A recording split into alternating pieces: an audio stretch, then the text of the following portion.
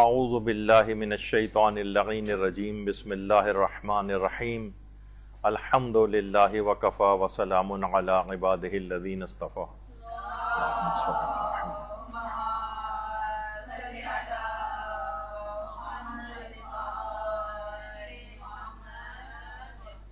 مرجع علی قدر آیت اللہ سید علی حسینی سیستانی نے زمانہ غیبت امام زمانہ علیہ السلام میں مومنین کو کچھ خاص نصیحتیں فرمائی ہیں.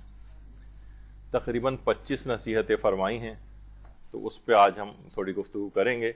لیکن اس سے پہلے آپ سب لوگوں کی خدمت میں ولادت باسعادت حضرت امام زمانہ علیہ السلام بہت بہت مبارک.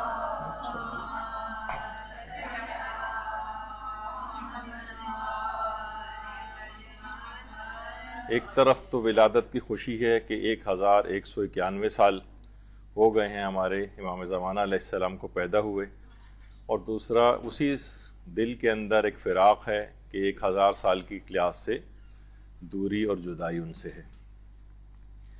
اچھا، آیت اللہ سیستانی نے یہ باقاعدہ ان کی جو یہ ساری نصیحتیں ہیں یہ ان کے اپنے پیج کے اوپر بھی لگائی گئی ہیں. سوال کرنے والوں نے یہ سوال کیا ہے کہ 15 شعبان کی مناسبت سے مرجع علی قدر کی رائے بیان فرمائیں کہ وہ زمانہ غیبت میں کیا ذمہ داریاں مومنین کی پسند فرماتے ہیں یا بیان کرتے ہیں.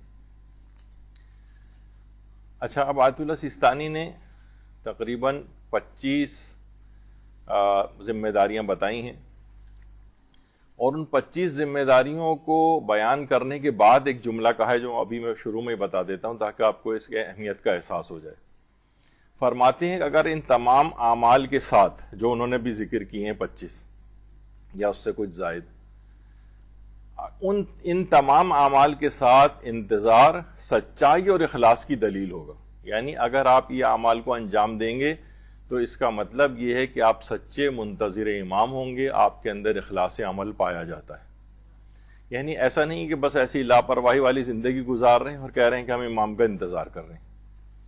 یعنی ہمیشہ ایک جو فضیلت ہے انتظار کرنے کی، یعنی فضائل کا حامل ہونا، یہ ذمہ داریوں کو ساقط نہیں کرتا ہے. بافضیلت ہیں ایسے افراد جو کہ انتظار کر رہے ہیں، لیکن انتظار کیسے کیا جائے؟ وہ فرماتے ہیں کہ ان اعمال کے اوپر آپ عمل کریں گے تو آپ کا انتظار سچائی کی دلیل ہوگا آپ کی، اور آپ کے اخلاص کی دلیل ہوگا. نہیں عمل کریں گے تو اس کا مطلب ہے کہ آپ سچے منتظر امام نہیں ہیں. پھر آگے فرماتے ہیں کہ اگر تقدیر الہی سے اسے زمانہ حضور امام زمانہ نصیب نہ بھی ہوا، تب بھی اللہ انہیں ان لوگوں کے ساتھ محشور کرے گا جنہوں نے امام زمانہ کا زمانہ پایا اور ان کی اطاعت و نصرت کی ہوگی، اور یہی بہت بڑی کامیابی ہے. یعنی اگر ان اعمال کو انجام دیا آپ نے اور بالفرض عمر نے ہمارا ساتھ نہیں دیا، ہم اس زمانے تک زندہ نہیں رہے یہاں تک کہ امام زمانہ کا ظہور ہو، تو اللہ ان افراد کے ساتھ ان افراد کو محشور کرے گا جنہوں نے امام زمانہ کا زمانہ پایا اور ان کی اطاعت اور نصرت کی. اور فرماتے ہیں یہی بہت بڑی کامیابی ہے، اس سے بڑھ کر کامیابی کیا ہوگی. یہ انہوں نے آخر میں کہا. یہ تو ہم نے شروع میں آپ کو بتا دیا تاکہ اہمیت کا احساس ہو جائے کہ یہ جو 25 اعمال سے کوئی کچھ زائد بیان ہوں گے، ان کے اوپر عمل کرنے سے کیا فائدہ آپ کو ملنے والا ہے. اچھا، ایک بات اور ہمارے دماغ میں آتا ہے کہ امام زمانہ علیہ السلام جب تشریف لائیں گے، حکومت قائم ہو جائے گی، اس وقت جو ذمہ داریاں ان سے ہم لوگوں کو ملیں گی تو انشاءاللہ ہم وہ ذمہ داریاں اس وقت پوری کریں گے. علماء فرماتے ہیں کہ آج غیبت میں امام کے لیے کام کرنے والا ایسا ہی ہے جیسے ان کے ظہور کے بعد ان کی حکومت میں کام کر رہا ہو آج.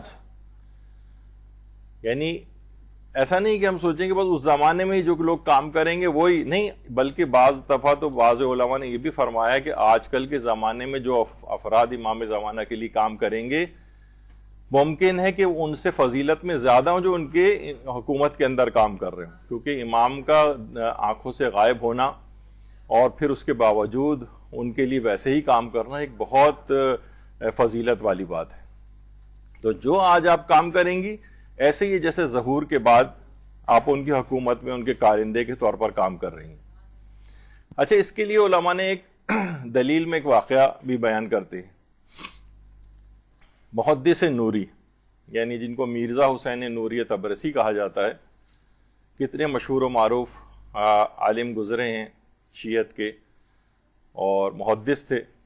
ان کی کتاب ہے نجم الثاقب، جو کہ حضرت امام زمانہ علیہ السلام کے حالات کے اوپر ہے.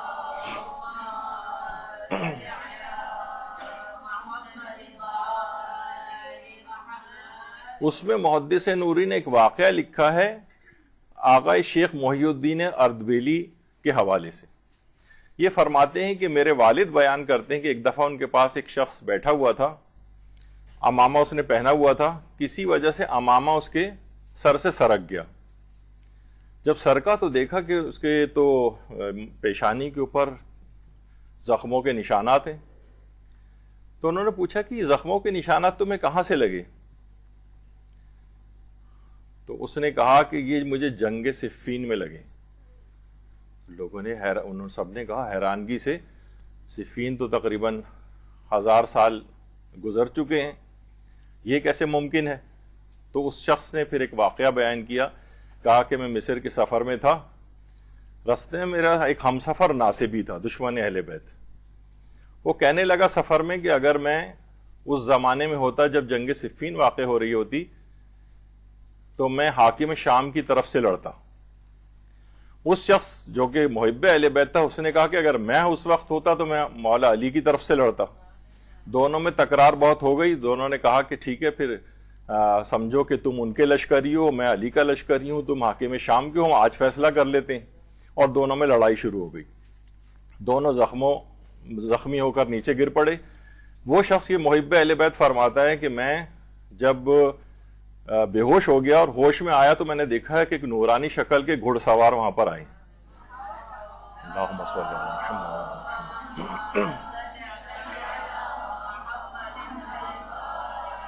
انہوں نے میرے تمام زخموں کے اوپر جہاں جہاں ہاتھ لگاتے گئے وہ سب زخم بھرتے گئے، صرف ان کے نشانات باقی رہ گئے لیکن سارے زخم بھر گئے. اور کہا کہ ابھی تم ٹھہرو. اس کے بعد تھوڑی دیر بعد وہ گھڑ سوار دوبارہ واپس آئے تو دیکھا اسی ناصبی کا سر ان کے ہاتھ میں تھا. اور انہوں نے کہا کہ آپ کون ہیں؟ تو اس گھڑ سوار نے کہا میں حجت ابن الحسن العسکری ہوں.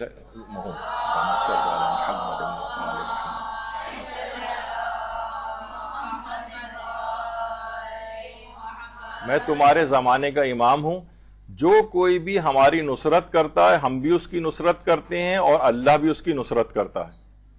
اور یہ بات یاد رکھ لو، جب بھی کوئی تم سے آئندہ یہ پوچھے کہ تمہارے زخموں کے نشانات کہاں لگے ہیں تو تم کہہ دینا کہ جنگ صفین میں لگے.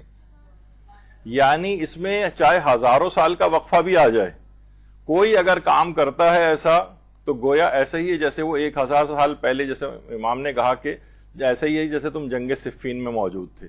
تو امام زمانہ کے ظہور میں اگر بہت زیادہ تاخیر بھی ہو جائے، جیسے کہ ہمارے اور ان کے درمیان 1000 سال سے زائد کا وقفہ ہو گیا ہے، لیکن اس کے باوجود بھی اگر کوئی کام کرتا ہے تو ایسے ہی جیسے امام زمانہ کے لیے ان کے عہد میں کام کر رہا ہو. جیسے کہ جنگ صفین، خود مولا نے کہا کہ جنگ صفین کہہ دینا کہ تم یہ جو زخم ہے جنگ صفین میں لگے. تو یہ بات یاد رکھ لیجئے کہ جو بھی آج کوئی کام کرے گا یہ مت سوچے کہ بس ہم ایک ایسے دور کے اندر زندگی گزاریں. نہیں، وہ ایسے ہی ہے جیسے امام زمانہ کے اپنے کارندے کے طور پر ان کی حکومت میں کوئی ان کی خدمت انجام دے رہا ہو. اب آیت اللہ سیستانی کی طرف آ جائیے، جو ان کی نصیحت ہے اس میں سب سے پہلی جو انہوں نے بات بیان کی ہے وہ فرماتے ہیں کہ امام زمانہ علیہ السلام اللہ کی طرف سے مقرر کردہ امام ہے. اچھا، یہ تو سب کو پتہ ہے، اتنی بظاہر بڑی عام سی بات لگ رہی ہے، لیکن آج کل جو یہ سینیریو چل رہا ہے اس کے اندر بہت زیادہ ریلیونٹ بھی لگ رہی ہے. ابھی کچھ عرصے سے پہلے اسماعیلی فرقے کے ایک خود ساختہ جو امام تھے ان کا انتقال ہوا، تو بہت سے لوگوں نے، مومنین نے کمپیریزن شروع کر دیا کہ امام زمانہ اور مثلا آغا خان میں وہ تھا نا، مولا بھی افسوس کرتے تھے کہ آج یہ زمانہ آ گیا کہ میرا نام حاکم شام کے نام کے ساتھ لیا جانے لگا ہے. اور ان کے سسٹم کی بہت تعریفیں ہو رہی ہیں کہ دیکھیے ان کا سسٹم کتنا اچھا ہے، کتنے منظم لوگ ہیں، اور امام تو وہی ہوتا ہے جو ظاہر بظاہر ہوتا ہے. تو سب سے پہلی بات تو یہ بات یاد رکھ لیجئے، دیگر ان سے ان کا کمپیریزن یوں نہیں ہو سکتا. آیت اللہ سیستانی نے لکھا یہ بات سمجھ لیجئے اور جان لیجئے اور اس بات کا یقین رکھنا واجب ہے کہ امام زمانہ اللہ کی طرف سے مقرر کردہ امام ہے. انہیں یہاں پر یہ تو لوگ ان کو بنا رہے ہیں. مثلا جو اس سے پہلے پرنس کریم تھے وہ 25 سال کی عمر میں کسی جگہ پہ موجود تھے, ان کو فون کال آئی کہ آپ کو امام منتخب کر لیا گیا ہے. اور اسی طریقے سے مثلا ان کے بیٹے کو, تو یہ اللہ کی طرف سے مقرر کردہ نہیں. تو ان کا مقابلہ امام زمانہ علیہ السلام سے ہو رہا ہے. ذرا ظاہر چھوٹی کمیونٹی ہے, پیسہ زیادہ آ گیا اور کچھ آرگنائزڈ بھی ہیں, تو یہ کہا جانے لگا کہ دیکھیے ان کا سسٹم آف امامت کتنا مضبوط ہے. بھائی امامت تو پورا تو باطل ایک چیز ہے نا, یعنی ان کی وہ اللہ کی طرف سے مقرر کردہ تو نہیں ہے. سسٹم کے لحاظ سے تو بہت سے باطل فرقے کافی منظم ہیں. مثلا قادیانیوں کے ہم یہ کہہ سکتے ہیں کہ ماشاءاللہ کتنا ان کا سسٹم, نظام نبوت اور رسالت کتنا ان کا مستحکم ہے. سب لوگ ایک دوسرے سے جو ہے وہ پروئے ہوئے ہیں کہ لڑی کے اندر, یہ تو نہیں کہا جائے گا نا. اسی طریقے سے یہودیوں کا سسٹم بھی, سارے دنیا کے یہودی ایک سسٹم کے تحت ہیں. تو یہ کمپیریزن امام زمانہ علیہ السلام سے کر کے یہ شکوک و شبہات شیعہ افراد کی طرف سے بھی ڈالے جا رہے ہیں. تو آیت اللہ سیستانی نے پہلی بات یہ فرمائی کہ امام زمانہ اللہ کی طرف سے مقرر کردہ امام ہے, لوگوں کے بنائے والے نہیں ہیں. اسی طریقے سے اگلا جملہ انہوں نے کہا کہ حکمت الہی کا تقاضا یہ ہے کہ وہ نگاہوں سے پوشیدہ رہیں. یہ دوسرا اعتراض سب سے بڑا بعض شیعہ ممبروں کی طرف سے کیا جا رہا ہے کہ امام تو ہوتا ہی وہ ہے کہ جو ظاہر بظاہر ہو, نگاہوں سے پوشیدہ نہ ہو. خانیوں کا امام ظاہر بظاہر ہے, آنکھوں سے پوشیدہ نہیں ہے. کمپیریزن کیا جا رہا ہے اس طرح سے. تو دیکھیے فرماتے ہیں حکمت الہی کا تقاضا ہی. ہمارے چھٹے امام امام جعفر صادق علیہ الصلوۃ والسلام فرماتے ہیں اللہم صلی علی محمد.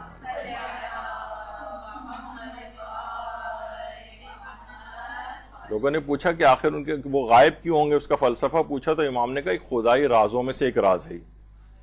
اور بہت ساری چیزیں ایسی ہیں, خود چھٹے امام نے فرمایا کچھ چیزیں اور حکمتیں اس کی ایسی ہیں جو اس واقعے کے بعد ظاہر ہوتی ہیں. پھر امام نے 2 مثالیں بھی دی ہیں, کہا کہ موسیٰ و خضر کا واقعہ جو قرآن میں ہے, جس وقت خضر نے اس بچے کو قتل کیا تو اس وقت حکمت پتہ نہیں تھی, بعد میں جا کے پتہ چلی کہ حضرت خضر نے ایک بچے کو قتل کیوں کیا تھا, وہ دیوار کیوں بنائی تھی جو دیوار گرنے والی تھی, اس کا بہت بعد میں پتہ چلا. تو جب امام زمانہ ظہور کریں گے, ابھی ہم نہیں بتا سکتے, اللہ کی حکمت نہیں ہے کہ ان کی غیبت کی وجوہات بتائی جائیں. جب گزر جائے گا یہ اور ان کا ظہور ہو جائے گا, پھر پتہ چلے گا کہ ان کی اتنی طولانی غیبت کیوں تھی. تو حکمت الہی کا تقاضا یہ ہے کہ نگاہوں سے پوشیدہ رہیں. تو وہ یہ اعتراض ہو رہا ہے کہ بھئی ایسے امام کا پھر فائدہ کیا ہے, اور ایسے امام جو ہے وہ لوگ اتنے قتل ہو رہے ہیں اور امام سامنے نہیں ہیں. تو دیکھیے یہ تو اس وقت بھی تھا, یعنی یہ جو غیبت کا جو اس لحاظ سے فلسفہ ہے. جابر بن عبداللہ انصاری نے رسول اللہ صلی اللہ علیہ وآلہ وسلم سے پوچھا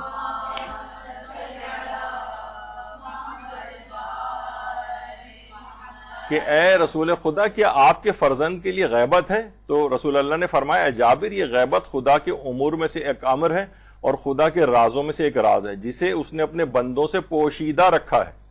آگاہ رہو اس میں ہرگز شک نہ کرنا, کیونکہ خداوند عالم کے امر میں شک کرنا کفر ہے. تو یہ شکوک و شبہات ڈالے جا رہے ہیں کہ بھائی اگر امام ہوتے تو ہدایت کا سلسلہ جاری ہونا چاہیے تھا اور ظاہر بظاہر انہیں ہونا چاہیے تھا. تو یہ سب چیزیں کیا ہیں, ظاہر بظاہر کا بھی ایک بڑا وہ کیا جاتا ہے کہ دیکھیے امام تو ہوتا ہی وہ ہے, امام مبین کہا گیا ہے اس کا ظاہر امام. تو اس کا بھی علماء یہی جواب دیتے ہیں کہ پھر تو قرآن میں شیطان کے لیے بھی کہا گیا ان الشیطان لکم عدو مبین, کہ شیطان تمہارا کھلا ہوا دشمن ہے. تو کہاں وہ کھلا ہوا ہے, یعنی علامہ طالب جوہری صاحب قبلہ جو ہے وہ بیان کرتے تھے, آگے چل کر شاید ان کا بھی تذکر آئے گا. تو وہ یہ انہوں نے صحیح بات بیان کی کہ لوگ ہم سے آ کر یہ پوچھتے ہیں کہ آخر امام غائب رہتے ہوئے کس طرح سے لوگوں کی ہدایت کرتے ہیں. کہہ رہے ہیں میں بہت حیران ہوں کہ آج تک یہ سوال کسی نے بھی نہیں کیا کہ شیطان غائب رہتے ہوئے گمراہ کیسے کر دیتا ہے.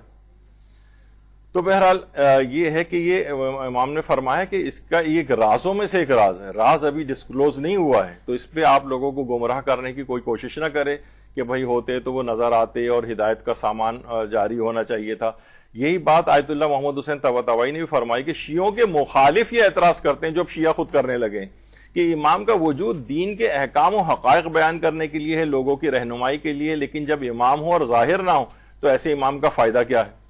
تو فرماتے ہیں ہمارا اعتقاد یہ ہے اور ہم اس کی دلیل بھی رکھتے ہیں کہ امام امامت کے تمام پہلوؤں کو انجام دینے کے لیے ضروری نہیں کہ ظاہر ہوں، جیسے کہ امام زمانہ نے خود شیخ مفید سے فرمایا تھا تم اپنا فتویٰ دے دو، اختلاف ہونے کی صورت میں ہم تمہاری مدد کریں گے۔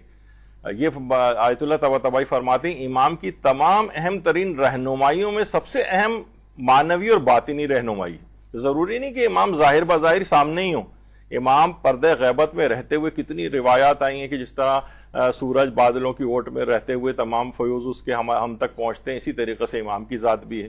تو یہ اس طرح سے ظاہر بظاہر اسماعیلیوں کے امام سے کمپیریزن کرتے ہوئے امام زمانہ کو ڈیگریڈ کرنا، یا یعنی آپ دیکھیں اگر کوئی شخص اس طرح سے کر رہا ہو تو سمجھ جائیں کہ یہ امام زمانہ سے آپ کو ہٹانا چاہ رہا ہے۔ تو بہرحال یہ سب سے اہم ایک اس میں رہنمائی ہے۔ اور یہ والی بات بھی جو کہی جاتی ہے کہ بھئی اتنے مظالم ہو رہے ہیں، وہ اپنی آنکھوں سے جو ہے وہ دیکھ رہے ہیں، امام تو وہ ہوتا ہے جو اس طرح سے لوگوں کو بھی بچائے آ کر، تو یہ بھی بات یاد رکھ لیجئے کہ جب خاندان عمار یاسر جو تھا، حضرت یاسر جو ان کے والد تھے، عمار یاسر کی والدہ سمیہ جو پہلی خاتون شہیدہ شمار ہوتی ہیں، اور مقبرۃ الشبیکہ جو خانہ کعبہ کے مسجد الحرام کے بالکل سامنے ایک قبرستان ہے جس میں لوگ زندہ دفن کیا کرتے تھے اپنی بیٹیوں کو، وہیں پر ان کی قبر بھی ہے۔ یہ دروازہ بند کر دیں۔ تو اس طریقے سے ظاہر بظاہر تو رسول جب گزرتے تھے پیغمبر اسلام تو خاندان یاسر کو شکنجوں میں کسا ہوا ہوتا تھا اور دھوپ میں ان کو جو ہے وہ اذیتیں پہنچائی جا رہی ہوتی تھیں، تو پیغمبر اسلام کیا کہتے تھے؟ کہتے تھے کہ اے خاندان یاسر صبر کرو اور جان لو کہ تمہاری منزل جنت ہے، اور یہ کہہ کر گزر جاتے تھے۔ اگر کوئی آج کا معترض ہوتا ہے وہ یہ کہتا کہ یا رسول اللہ آپ تو ایک اشارے سے چاند کے بھی 2 ٹکڑے کر دیتے ہیں، تو یہ خاندان یاسر کو آپ نہیں بچا سکتے، کہہ کے چلے جاتے ہیں کہ صبر کرو خالی۔ تو دیکھیے اس طرح سے تو پھر اعتراض رسول اللہ کے اوپر بھی آتا ہے۔ تو بہرحال یہ دنیا کا نظام اس طرح سے اللہ نے بنایا ہوا ہے، تو یہ اس طرح سے کوئی آپ کو شکوک و شبہات میں ڈالے تو اس کی طرف توجہ نہ کریں۔ اور یہی وجہ ہے کہ ہمارے چھٹے امام امام جعفر صادق علیہ السلام فرماتے ہیں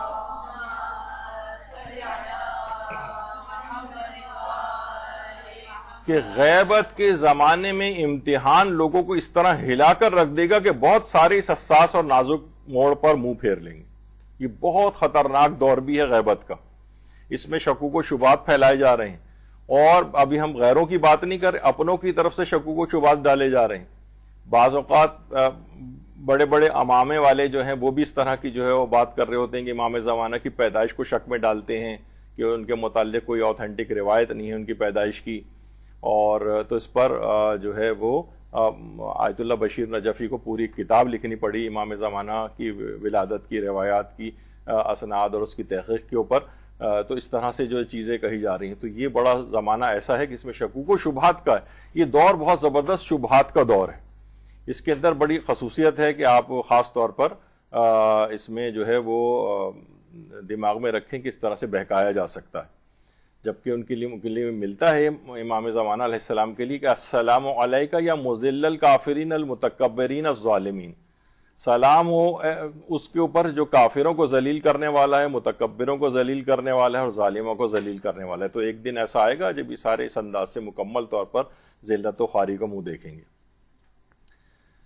پھر آغا سیستانی نے دوسری بات یہ لکھی ہے، اس میں واجب ہے کہ امام زمانہ کی خود شناخت حاصل کریں اور ان پر ایمان اور یقین رکھیں، شکوک و شبہات والا نہیں، ان کی شناخت بھی حاصل کریں۔ شناخت کیا ہے ان کی؟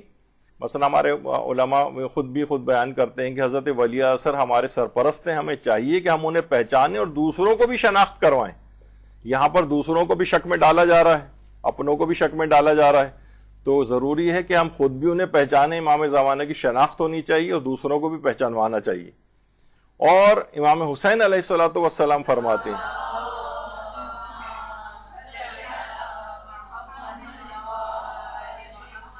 امام زمانہ کو کیسے پہچانیں گے؟ فرماتے ہیں امام مہدی کو تم امام مہدی کے سکون و وقار سے اور حلال و حرام کے سلسلے میں آپ کے علم سے، اور لوگوں کو ان کی ضرورت اور لوگوں سے آپ کی بے نیازی کے ذریعے پہچانو گے۔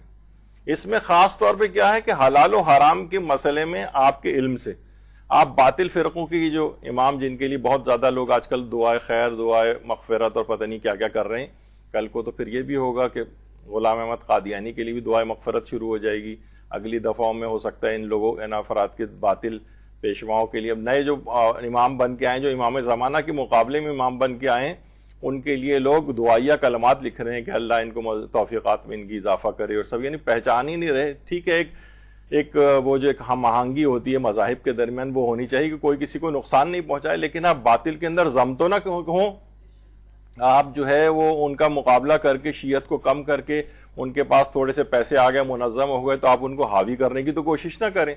تو کیا ہے کہ ان کے حلال و حرام کے سلسلے میں آپ کا علم یعنی کس قدر امام کا علم ہوتا ہے شریعت کے متعلق، اور آپ ان افراد کو دیکھیں، اگر آپ ان سے شریعت کے صرف 2 رکعت نماز کا ہی جو ہے کچھ پوچھ لیں یہ نہیں بتا سکتے، میں تو اس سے آگے بڑھ کر کہتا ہوں اگر ان سے صرف سورہ الحمد بھی سن لی جائے تو بھی جو ہے اگر یہ سنا دیں تو بہت بڑی بات ہے۔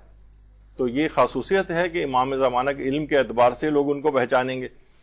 اور امام علی رضا علیہ السلام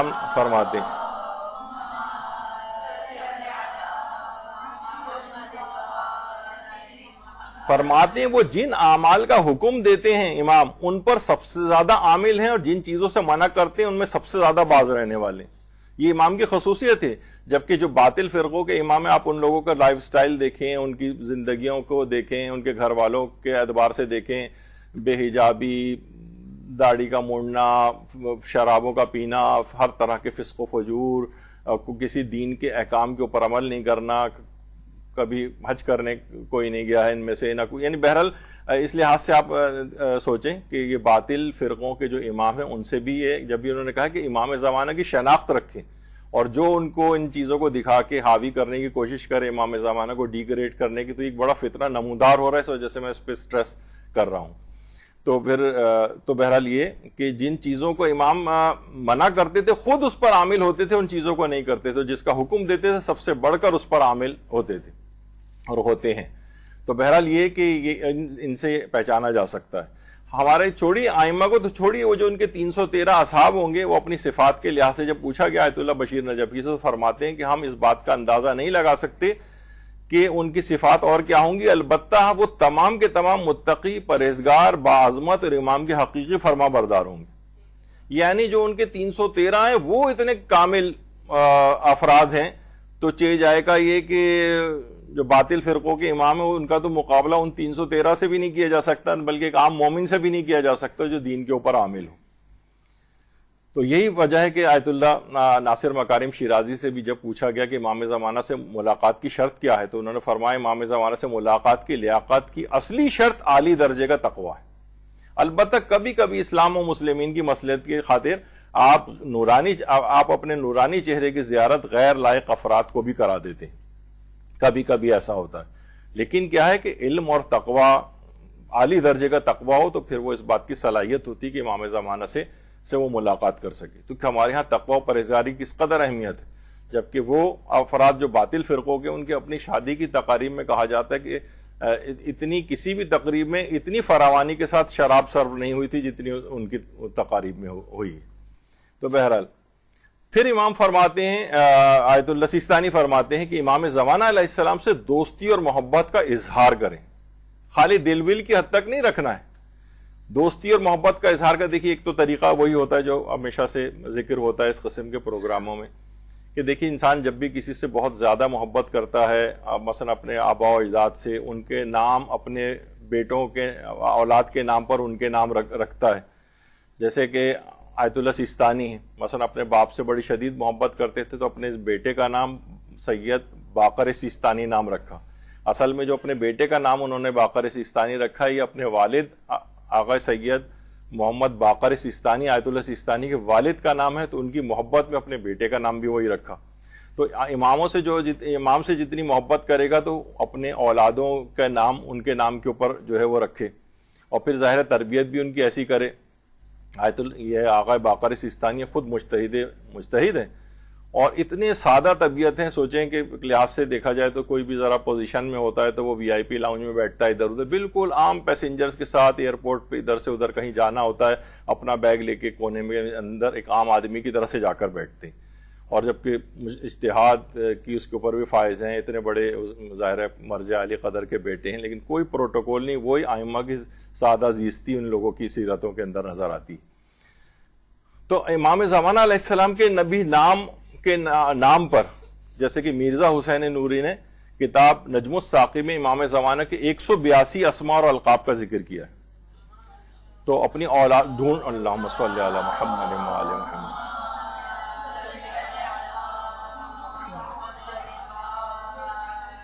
اور آقا محمد کاظم بہنیہ نام نامہ حضرت مہدی میں انہوں نے 310 اسماء اور القاب کا تذکرہ کیا، اور تقریباً ایسی 350 350 اگر آپ گوگل کے اوپر بھی اگر آپ سرچ کریں تو ویکیپیڈیا کے اوپر بھی تقریباً 300 350 نام اور القاب امام زمانہ کے ملیں گے. تو اپنی اولادوں کے نام اس کے اوپر جو ہے وہ رکھنے چاہیے، اپنے اداروں کے نام رکھنے چاہیے. جیسے الحمدللہ ہمارے مدرسے کا نام مدرسۃ القائم اسی وجہ سے ان کی محبت میں رکھا گیا ہے.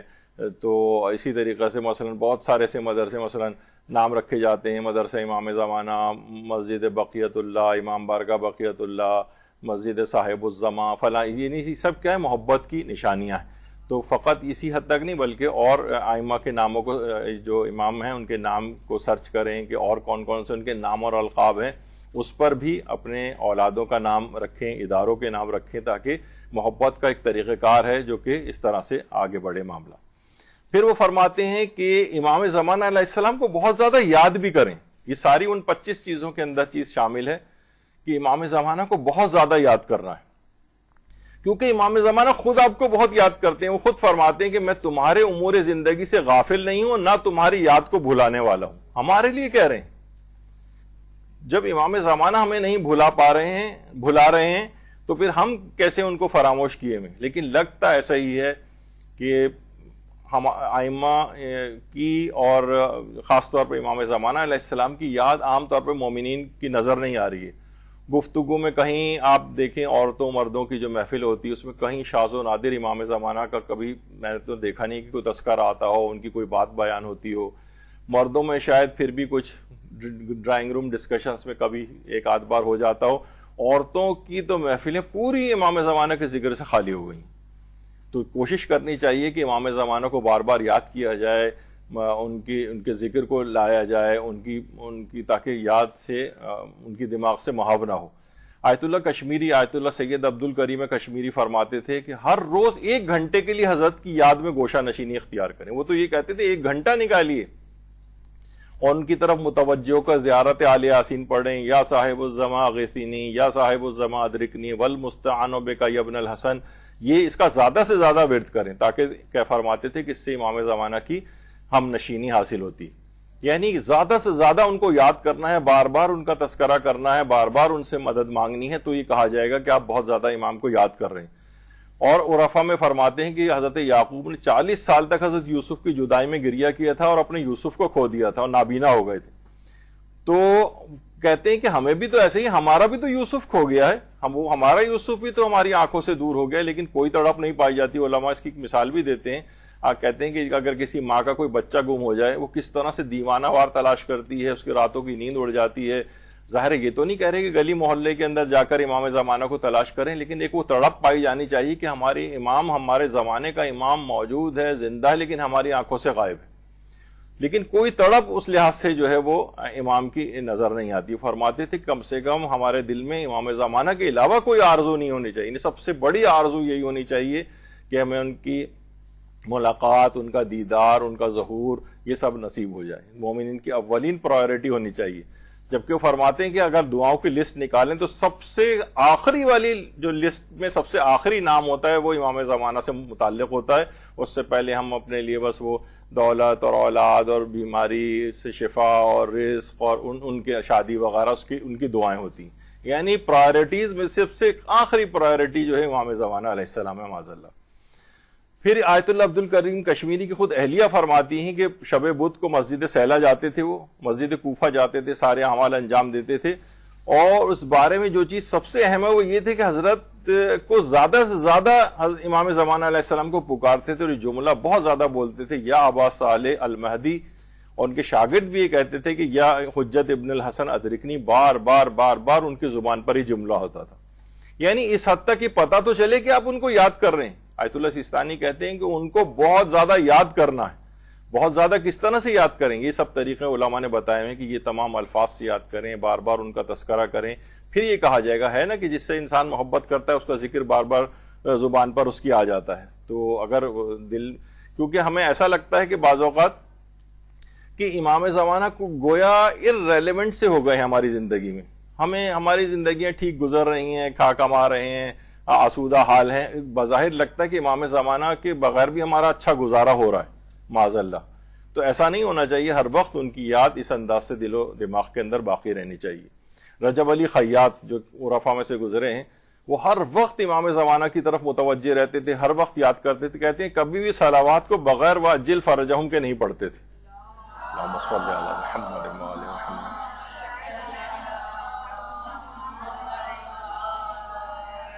اور جو بھی ان کی مجلس و محفل ہوتی تھی وہ کبھی بھی امام زمانہ کے ذکر سے خالی نہیں ہوتی تھی. ہر مجلس میں دعائے فرج پڑھی جاتی تھی. اور جب وہ انتقال ہونے والا تھا، معلوم تھا کہ اب میں دنیا سے جانے والا ہوں، تو اپنے دوستوں کو کہتے تھے اگر تم لوگوں کو امام زمانہ کا ظہور دیکھنا نصیب ہو جائے تو آقا کو میرا سلام پہنچانا. تو یہ اندازہ لگائیں کہ یہ ہوتی ہے یاد، ہر وقت دماغ میں یاد، ہر وقت ان کا ذکر. تو یہ کہا جائے گا کہ ہاں، جب بھی آیت اللہ سیستانی نے لکھا کہ بہت زیادہ امام زمانہ کو یاد کرنے کی ضرورت ہے. ایسا نہ ہو کہ اپنے آپ کی زندگیوں سے مائنس ہو جائیں اور بس سال میں ایک دفعہ 15 شعبان آ جائے تو ہم جشن وشن کر کے اپنا جو ہے ارمان پوری کر لیں اور پھر پورے 12 مہینے کے لیے امام زمانہ پھر غائب ہو جائیں آپ کی زندگی سے. تو یہ نہیں ہونا چاہیے.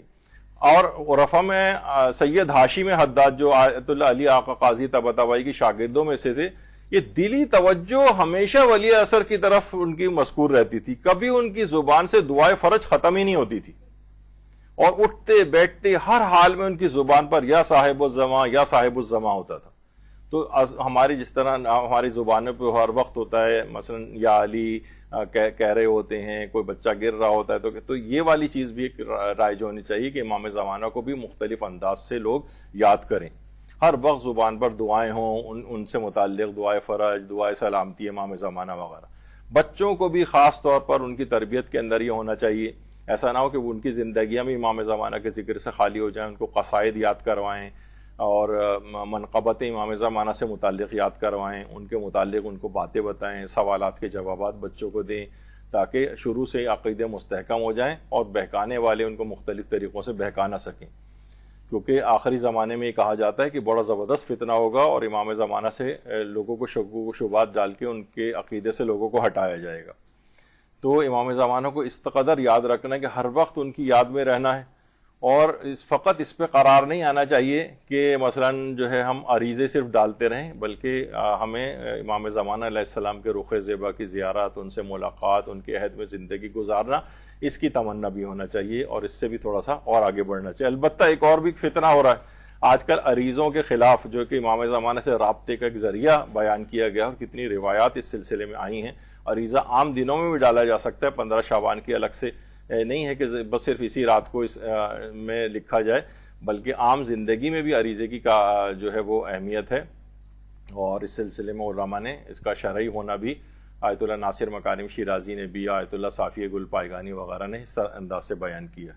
تو اس کے خلاف بھی ایک تحریک اٹھی ہے سوشل میڈیا کے اوپر کہ اس کی کوئی اوتھینٹسٹی نہیں ہے اور بیکار چیز ہے اور یہ ہے اور وہ ہے، پتہ نہیں کیا کیا چیزیں. تو بہرحال یہ کہ عریضہ بھی ان کو عام زندگی اور عام حالات کے اندر بھی لکھا جا سکتا ہے. خاص طور پر ایک زیارت ہے کہ جو کہ نماز فجر کے بعد پڑھی جاتی ہے. آیت اللہ بہجت تو پوری زندگی ایک دن بھی ایسا نہیں تھا غالباً کہ جس میں انہوں نے کبھی زیارت کو امام زمانہ کی ترک کیا ہو.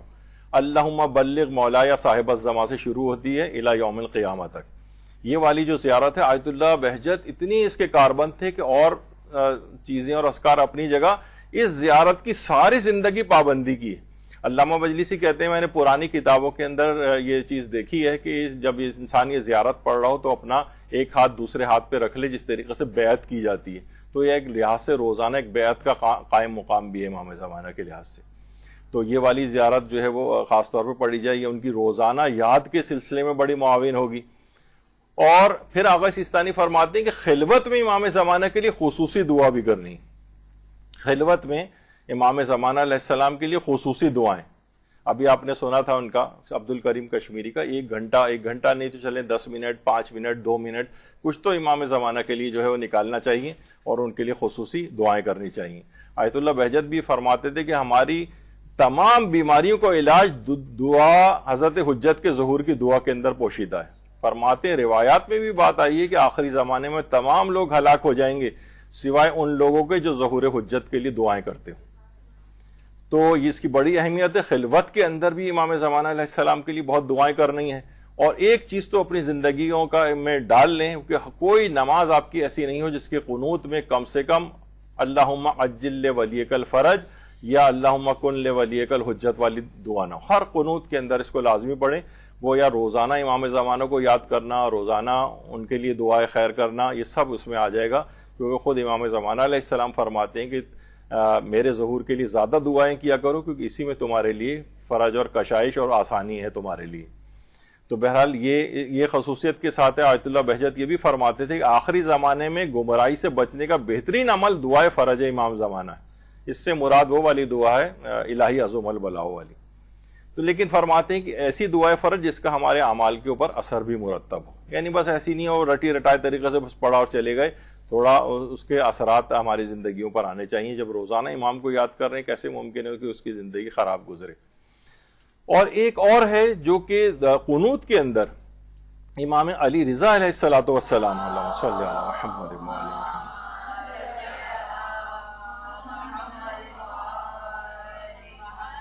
نماز جمعہ کے قنوت، یا مثلا اگر نماز جمعہ نہیں پڑھی جا رہی تو ظہر کے قنوت میں، یہ خود امام رضا علیہ الصلوۃ والسلام کی سیرت میں بھی ہے کہ روز جمعہ ظہر یا جمعہ جو بھی ان کا نماز ہوتی تھی اس کے اندر وہ اس کے قنوت میں یہ والی دعا امام زمانہ علیہ السلام کے لیے ضرور پڑھتے تھے، اللہم اصلح عبدک، یہاں سے لے کر انک علی کل شیء قدیر تک۔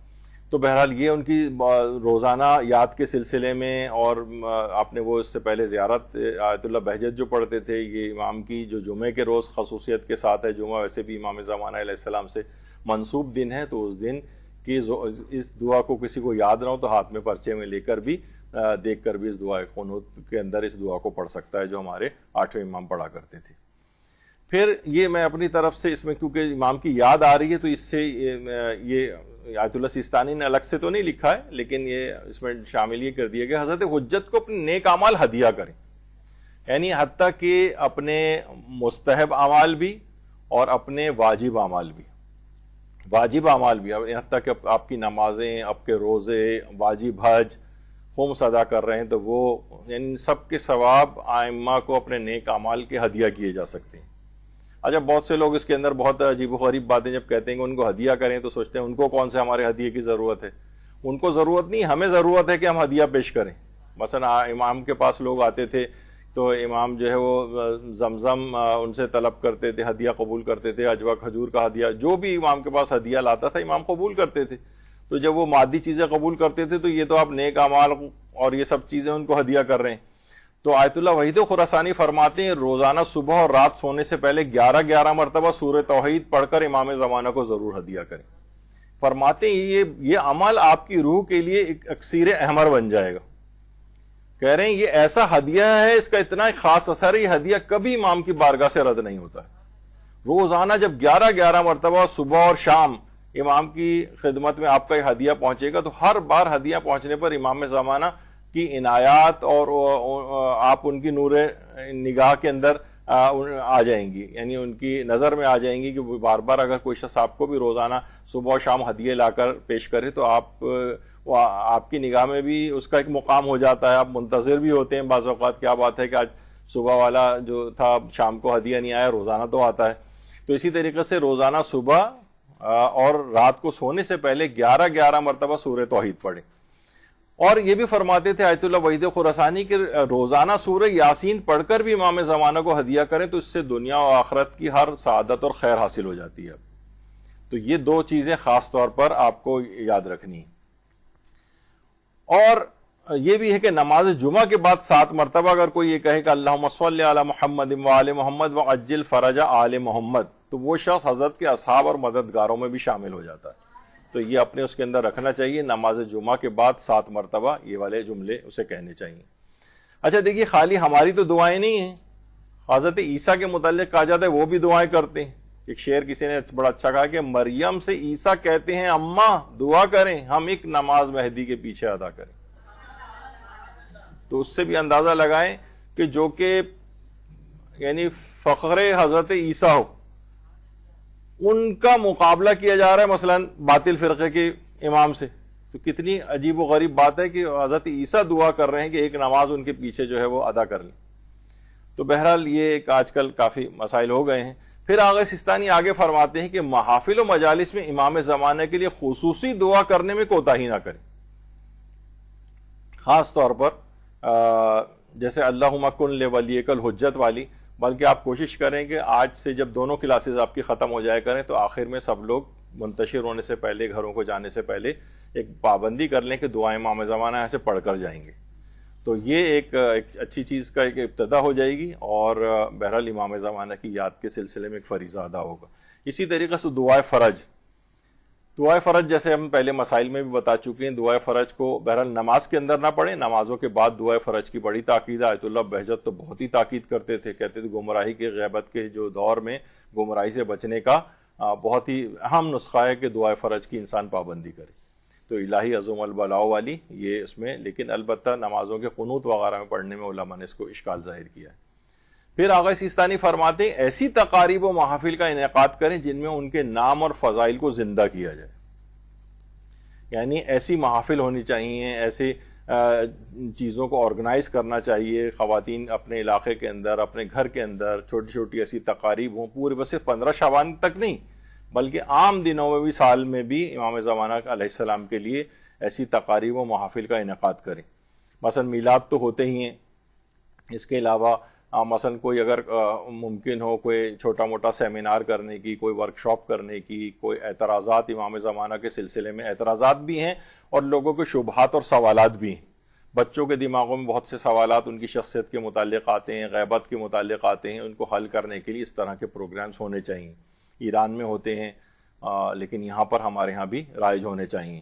حرموں کے اندر بھی ہوتے ہیں اس انداز سے. چھوٹے بچوں کے لحاظ سے پروگرام ہونے چاہیے، ان کو ان کے سوالات کے جوابات دیے جائیں، ان کے دماغوں میں ان کے عقیدے کو جو ہے وہ امام زمانہ کے جو ہے وہ راسخ کیا جائے.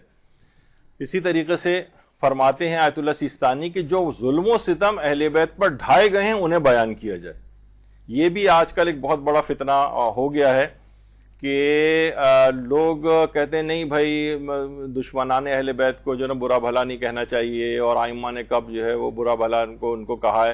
یعنی دشمنان اہل بیت کے لیے سافٹ کارنر جو ہے وہ پیدا کیا جا رہا ہے لوگوں کے اندر. ایک صاحب علم شخصیت کی تو بات میں نے اپنے کانوں سے سنی ہے، وہ یعنی چلیں ایک تو یہ ہوتا ہے نا کہ بھئی آپ اس طرح سے نہ دشمنان اہل بیت کا ذکر کریں گے معاشرے میں فساد ہو، تو سبھی لوگ اس بات کے قائل ہیں کہ اس طرح کی چیز نہیں ہونی چاہیے. لیکن وہ فرما رہے تھے کہ نہیں، گھر میں تنہائی میں اپنے بچوں کو بھی حضرت زہرا کے اوپر ظلم کرنے والوں کے متعلق کچھ نہ بتایا جائے. یہ اس طرح سے لوگوں کے مائنڈ سیٹ تیار کیے جا رہے ہیں، ان لوگوں کی فین فالوئنگ بھی بہت ہے. تو وہ نوجوان بچے اس طرح سے جو ہو رہے ہیں، تو یہ آقا سیستانی فرماتے جو ظلم و ستم اہل بیت پر ڈھائے گئے ہیں انہیں بیان کیا جائے. الگ سے بھی انہوں نے فرمایا ہے اس بات کو کہ آخری جو پیراگراف ہے کہ ایسی تقاریب و مجالس برپا کرنے کے لیے کوشاں رہیں جن میں امام زمانہ اور ان کے آباء و اجداد کا نام زندہ رکھا جائے، اور جو ظلم و ستم ان ہستیوں پر ڈھائے گئے ہیں انہیں بیان کیا جائے. البتہ اس کے احتیاط کا تقاضا رکھتے ہوئے کہ ظاہر وحدت متاثر نہ ہو یا فساد برپا نہ ہو. لیکن ایسا نہیں کہ ہم اس وحدت کی اس میں اپنے عقائد ہی کے ساتھ اور حضرت زہرا کے اوپر ظلم کرنے والوں کا ہی آپ ان کو ان کی حمایت میں اور سافٹ کارنر پیدا کر دیں اور بالکل جو حق اور باطل خلط ملط ہو جائے. یہ تو نہیں کرنا چاہیے. اچھا، آغا سیستانی سے پوچھا بھی گیا جبھی کہ جو دشمنان اہل بیت ہیں ان کے اوپر لعن کرنا کیسا ہے، تو انہوں نے جواب دیا مستحب است، یعنی ثواب ہے، اور اس کے اندر یہ نہیں کہ جس طریقے سے آج کہا جا رہا ہے کہ نہیں لعن تو بالکل ہی نہیں کرنی چاہیے، اور بہت سارے اس کے اوپر اعتراضات، سوشل میڈیا بھی بھرا ہوا ہے ایسے تمام افراد کے. اس سے تو ان باطل افراد کی ان باتوں میں نہ آئیں، ورنہ یہ عقائد آپ کے سارے مسخ کر دیں گے. ابھی آگے چل کر آئے گا کہ آقا سیستانی نے عقائد کے سلسلے میں بھی کیا فرمایا. پھر دیکھیے رسول اللہ صلی اللہ علیہ وآلہ وسلم فرماتے ہیں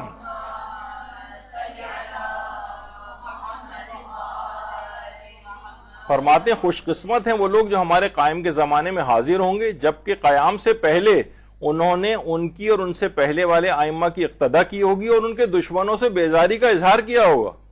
یہ نہیں کہ دشمنوں کے بیزاری کا اظہار ہی نہ کریں اور ایک سافٹ کارنر پیدا کر دیں، کوئی بات نہیں، جو پرانی باتیں ہو گئیں، اب تو یہ دوسرا 1400 سال گزر گئے ہیں اس بات کو اور اب یہ باتیں irrelevant ہو گئی ہیں۔ نہیں، یہ باتیں اس طرح سے، یعنی خود رسول اللہ فرما رہے ہیں کہ انہوں نے ان کے دشمنوں سے بیزاری کا اظہار کیا ہوگا۔ تو یہ ایک بہت اہم بات ہے کہ جو آقا سیستانی نے کہا کہ ان کے اوپر جو مظالم ہیں ان کو بیان کیا جائے۔ پھر فرماتے ہیں کہ غیبت میں ہونے والے مظالم کو دیکھ کر امام زمانہ کو جو دکھ پہنچتا ہے اس کی تڑپ کو یاد رکھیں۔ امام زمانہ واقعی دنیا میں جتنے مظالم ہو رہے ہیں اس پہ تڑپ جاتے ہوں گے۔ غزہ میں جو ہے مسلمانوں کے اوپر جو ظلم ہو رہا ہے، پارا چنار میں ظلم ہو رہا ہے، دیگر علاقوں کے اندر جو مسلمانوں اور مومنین کے اوپر ظلم ہو رہا ہے، امام زمانہ تڑپ جاتے ہیں۔ یہی وجہ ہے کہ امام زمانہ کے متعلق کہ ایک عالم گزرے حاج سید مرتضی مجتہدی، وہ اس کو نقل کرتے ہیں کہ مرحوم حاجی اسماعیل شرفی ایک ایسی شخصیت ہے جنہوں نے کئی مرتبہ حضرت حجت کی زیارت کا شرف حاصل کیا تھا۔ وہ یہ خود فرماتے ہیں کہ ایک مرتبہ، یعنی پورا واقعہ میرے پاس اتنا وقت نہیں ہے، تیزی سے وقت گزر رہا ہے، اس وجہ سے مجھے اس کو میں زیادہ پورا نہیں پڑھوں گا۔ تو جب میں نے دیکھا، فرماتے ہیں کہ میں جب زیارت کے لیے وہاں پر گیا تو میں نے دعا کی کہ پروردگارہ مجھے امام زمانہ کی زیارت کا شرف عطا فرما۔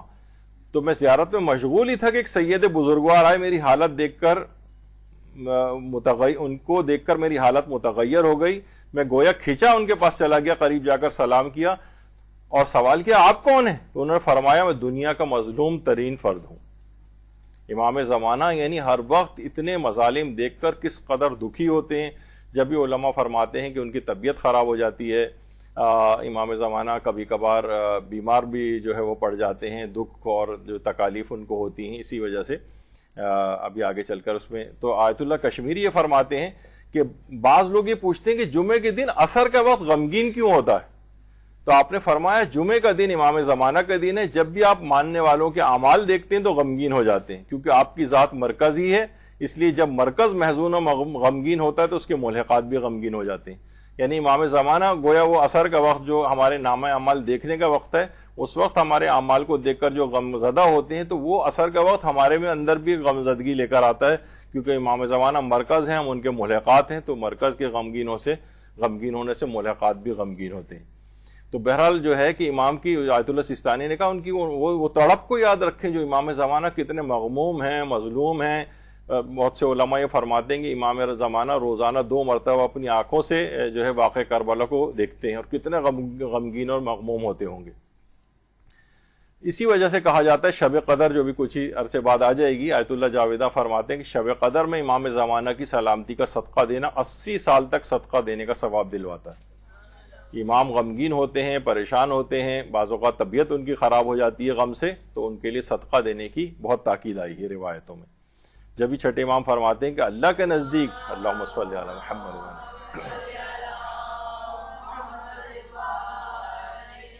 اللہ کے نزدیک امام کے لیے مال خرچ کرنے سے زیادہ محبوب کوئی چیز نہیں ہے۔ جو بھی اپنے مال سے 1 درہم امام کی خاطر خرچ کرے گا، خدا بہشت میں احد کے پہاڑ کے برابر اسے بدلہ دے گا۔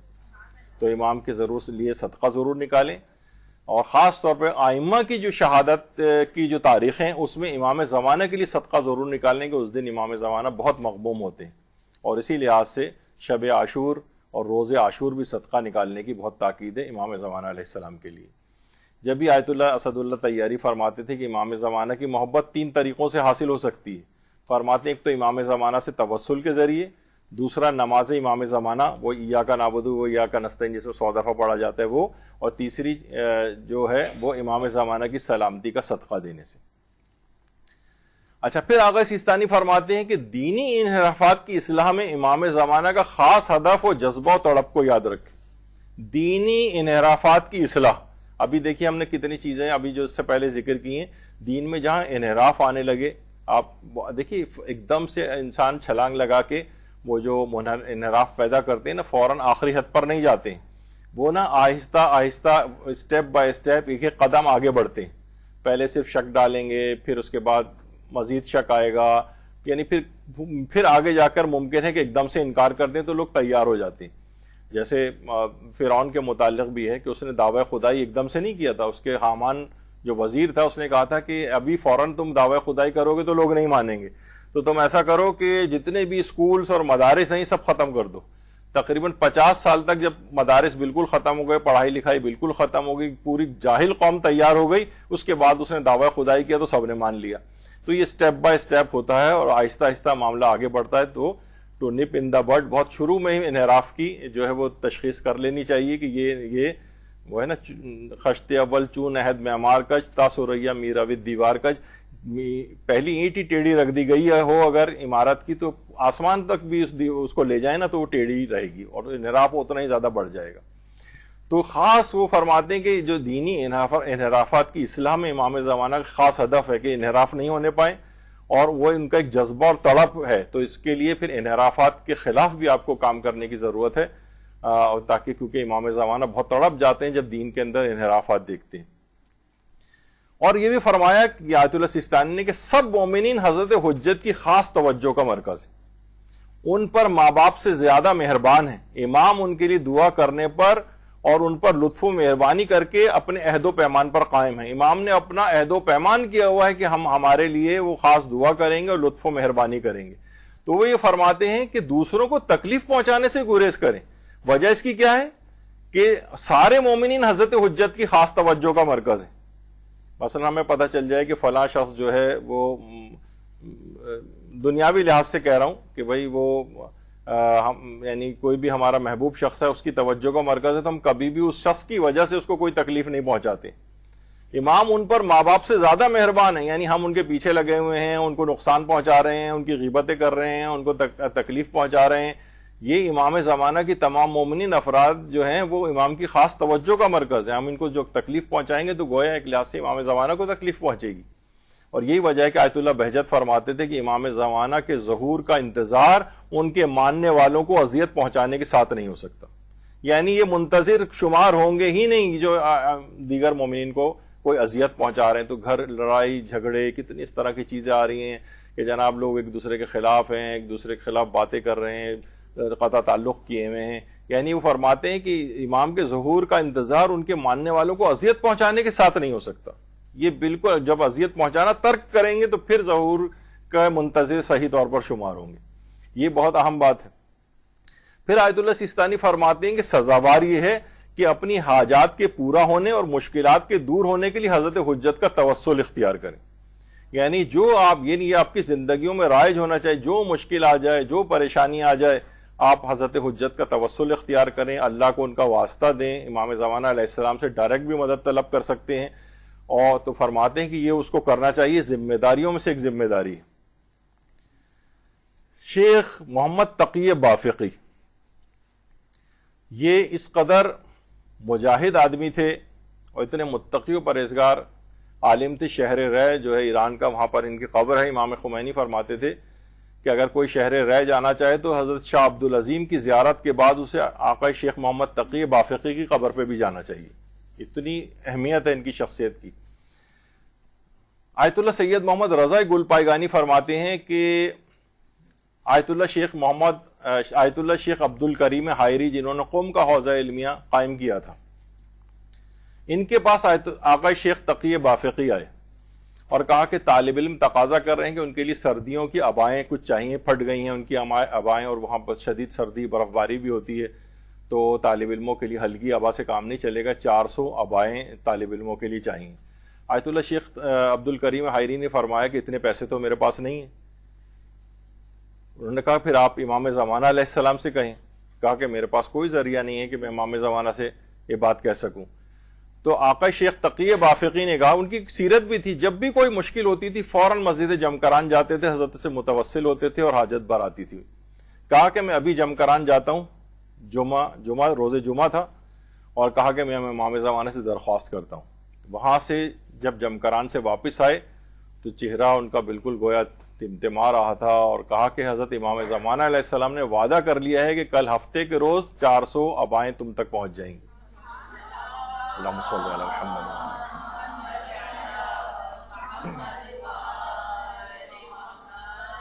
اور اگلے ہفتہ جب آیا تو ایک تاجر کہیں سے آیا اور وہ 400 عبائیں لے کر آیا, کہا کہ میں چاہتا ہوں میری طرف سے طالب علموں کو جو ہے نا ہدیہ کر دیجئے اگلے ہی دن, ہفتے کے روز.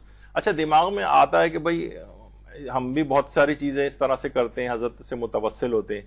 تو دیکھیں ان کا ایک اور اقدام یہ تھا کہ جو اتنا بڑا مقام حاصل کیا کہ اس طرح سے مستجاب الدعوات ہوئے, امام ان کی بات کو قبول کرتے تھے. گناہوں کے خلاف قیام.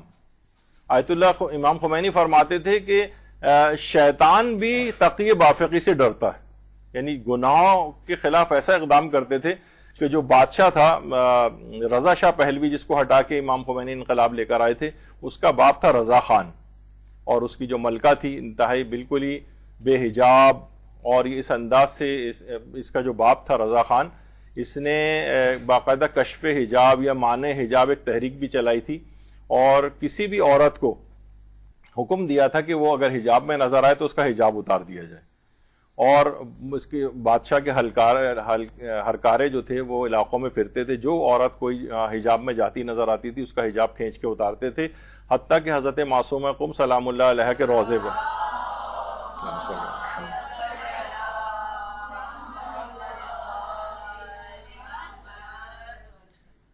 وہاں تک عورتوں کو اجازت نہیں تھی اور اتارا جاتا تھا. تو یہ جو بادشاہ کی بیوی تھی رضا خان کی, یہ ایک دن اس طرح سے آئی کہ مکمل بے حجاب 16 سنگھار کر کے, اور حرم معصومہ قم میں اس زمانے میں عورت مردوں کی سپریشن کا الگ وہاں پر انتظام نہیں تھا, مردوں کے بیچ میں اس انداز سے آ کر بیٹھ گئی. سب لوگ سناٹے میں آ گئے, یہ اتنا بے حجابی یہاں پر, جو ابھی بھی دیکھیں یہاں پر بہت ساری چیزوں میں ایسی ہے کہ جو خاص طور پر یہ جو امام بارگاہ اور ذریعوں میں جو شادیوں کا سلسلہ ہے اس کو بھی موقوف ہونا چاہیے, کیونکہ اتنی زیادہ اس کے اندر بے حجابی, بے پردگی, اور لگتا ہی نہیں کہ یہ امام بارگاہ شیعوں کی ہے یا مثلا یہ جماعت خانہ ہے کسی باطل فرقے کا. یعنی ان میں بھی اسی طرح سے بے حجاب عورتیں 16 سنگھار کر کے آتی جاتی نظر آتی ہیں, اور امام بارگاہوں سے یہاں پہ بھی اسی طرح سے ہوتا نظر آ رہا ہے. تو اس کو سیپریٹ رکھیں, تقدس امام بارگاہ جو ہے تاکہ باقی رہے. تو بہرحال یہ وہاں پر جا کر بیٹھ گئی. اب کسی کی ہمت نہیں ہو رہی تھی کہ آخر کس طرح سے اس عورت کو جو ہے وہ بادشاہ کی بیوی ملکہ ہے, کوئی بھی نہیں آگے بڑھ پا رہا تھا, سب پریشان تھے. آقا شیخ محمد تقی بافقی اٹھے اور اس کے پاس جا کر کہا کہ خاتون, اگر تم اپنے آپ کو دین اہل بیت کا ماننے والا قرار دیتی ہو تو تمہیں اس ہولیے کے اندر یہاں پر نہیں آنا چاہیے, اور اگر تم مسلمان ہی نہیں ہو تو پھر تم یہاں کیا کرنے آئی ہو. اس عورت نے فوراً جو ہے نا اپنے شوہر کو یعنی بادشاہ رضا خان کو جو ہے نا اطلاعات پہنچائی کہ مجھے اس طرح سے یہاں پر کہا گیا ہے. بادشاہ اسی وقت وہاں پر آیا حرم معصومہ قم. اچھا اس پورے جو واقعہ ہے اس کے آیت اللہ سید محمود طالقانی اس کے چشمدید گواہ ہیں جو یہ وہاں پر ہوا تھا. یہ خود فرماتے ہیں, اور آیت اللہ مرش نجفی نے بھی کہا کہ بادشاہ کے ہرکارے معصومہ قم کے اس میں جوتوں سمیت داخل ہوئے, پورا حرم ان کے جوتوں کی آوازوں سے گونج رہا تھا اس وقت. اور اس کے بعد بادشاہ نے حکم دیا, آیت اللہ شیخ تقی بافقی اندر حرم معصومہ قم میں شب اول رمضان تھی, اس وقت دعا افتتاح بیٹھ کے پڑھ رہے تھے وہاں پر. کہا کہ وہ سب طالب علموں کو دھکے دیتے ہوئے ہٹاتے ہوئے وہ سارے وہاں پر پہنچے فوجی, اور ان کو ٹانگ سے گھسیٹ کر جو ہے وہ صحن کے اندر لے کر آئے, اور بادشاہ نے ایک ہاتھ میں ایک عصا لے کر جو ڈنڈا تھا اس سے اس قدر ان کے چہرے اور سینے کے اوپر ضربے لگائیں کہ ان کو زدوکوب کیا. اس وقت حرم میں بے پردہ عورتیں اور اس انداز سے وہ جوتوں سمیت جو ہے وہ تمام بادشاہ کے فوجی وہاں پر موجود تھے. اور اس کے بعد جب شدید زخمی ہو گئے تو اس کے بعد ان کو قید کرنے کے لیے تہران لے گئے یہاں سے. تو دیکھیے یہ ہوتا ہے گناہوں کے خلاف قیام.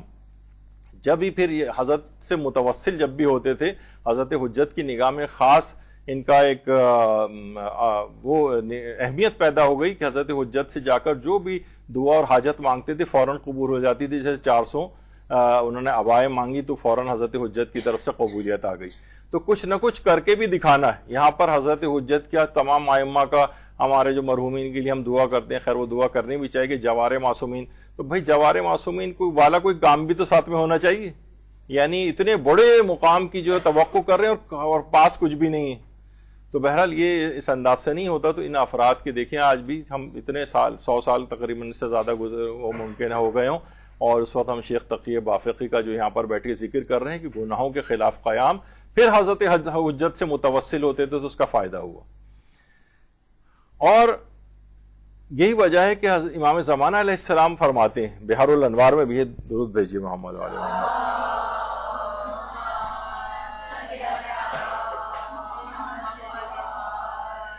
اگر ہمارے شیعہ خدا انہیں اطاعت الہی کی توفیق دے، ان پر لازم عہد کی وفاداری میں یکدل اور مصمم ہوتے، تو ہمارے دیدار اور ظہور کی نعمت ان کے لیے التوا میں نہ پڑتی۔ یعنی ہمیں چاہیے کہ امام زمانہ ایک لحاظ سے یہ بھی بات کہی جاتی، یہ صحیح ہے کہ یعنی امام زمانہ یعنی ان کا ظہور اچانک سے ہو جائے گا، بغیر کسی شرط و شروط کے بھی ہو جائے گا، لیکن کچھ نشانیاں بھی علماء نے بیان کی ہیں، تو اس میں یہ بھی ایک چیز آتی ہے کہ ظہور نزدیک تر ہو جائے گا اگر لوگ زیادہ دین کے اوپر عامل ہو جائیں گے، کیونکہ عالمی حکومت کے قیام کے لیے امام کو بہت زیادہ ایسے افراد کی ضرورت ہوگی جو کہ نیک اور صالح ہوں، تو ان کی تعداد میں زیادہ اضافہ ہونا چاہیے۔ اور یہ بھی کہا جاتا ہے کہ شیخ مفید کو امام زمانہ نے جو خط ارسال فرمایا تھا اور اپنے ظہور کے بارے میں فرمایا تھا کہ اگر ہمارے شیعہ اللہ کی عطا کردہ توفیق سے اس کی اطاعت کریں، جو ذمہ داریاں ان پر ہیں اسے دل کی گہرائی سے مل جل کر پورا کریں اور حق معرفت ادا کریں، تو ہماری ان سے ملاقات میں تاخیر نہ ہوگی اور بہت جلد ہمارے ظہور کی سعادت حاصل کریں گے۔ تو لہٰذا علماء یہ فرماتے ہیں جو چیز ان کی اور ہماری یعنی امام زمانہ کی ملاقات میں رکاوٹ ہے وہی ناشائستہ افعال اور گناہ بھی۔ تو بہرحال یہ ایک چیز ضرور ہے کہ اس انسان کو چاہیے کہ کوشش کرے کہ اپنے نیک اور صالح افراد کی تعداد میں اضافہ کرے۔ تو یہی بات آیت اللہ کشمیری بھی فرماتے تھے کہ ہمارے گناہ اور نافرمانیاں ان تک پہنچنے میں رکاوٹ ہے۔ اگرچہ کوئی یہ ضروری نہیں ہے کہ ہم مثلاً گناہ نہیں کریں گے تو یا گناہ زیادہ کریں گے تو کم زیادہ کرنے سے ان کے ظہور کا تعلق، تو یہ بہت سی جگہوں کے اوپر آیا ہے، لیکن البتہ علماء کہتے ہیں کسی شرط کے طور پر نہیں ہے، کوئی بھی شرط پوری نہ ہو تب بھی امام زمانہ کا ظہور ہو جاتا ہے، ظہور ہو جائے گا انشاءاللہ۔ اور یہاں تک روایت میں حضرت امام موسیٰ کاظم علیہ السلام فرماتے ہیں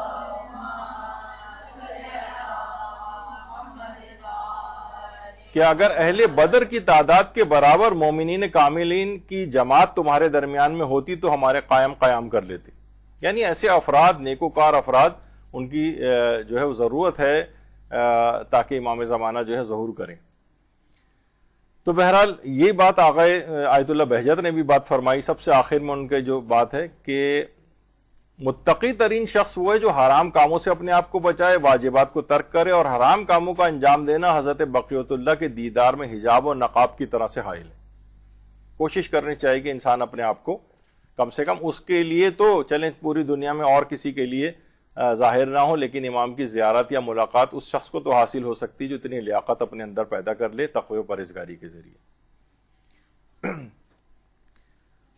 آیت اللہ بہجت یہ بھی فرماتے تھے کہ اگر ہم یہ یقین رکھیں کہ ہم عین اللہ ناظرہ کے حضور میں ہیں، یعنی امام زمانہ کے، تو کیا ہم اس بات کے اہل ہیں کہ ہم زیارت حضرت امام زمانہ کے لیے اجازت چاہیں جبکہ ہم ان کی ہر لحاظ سے مخالفت کرتے ہوں، نماز و روزہ بھی ترک کرتے ہیں، غیبت کرتے ہیں، لوگوں کو اذیت دیتے ہیں، یعنی کس منہ سے ہم ان کی زیارت کی تمنا کر رہے ہیں؟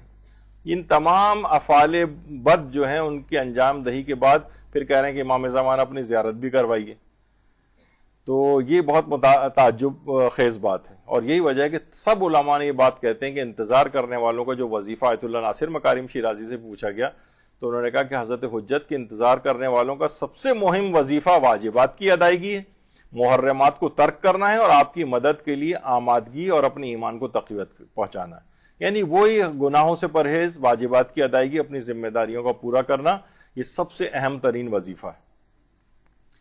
اور یہ بھی آیت اللہ بہجت نے بھی اسی طرح کی بات فرمائی ہے کہ امام زمانہ جلد ظہور فرما لیں گے اگر اجتماعی طور پر ہم دینی احکامات پر عمل کر کے امام زمانہ کی مدد کریں۔ پھر آغا سیستانی آگے چل کر فرماتے ہیں کہ امام زمانہ کی سیرت و کردار کی پیروی کریں۔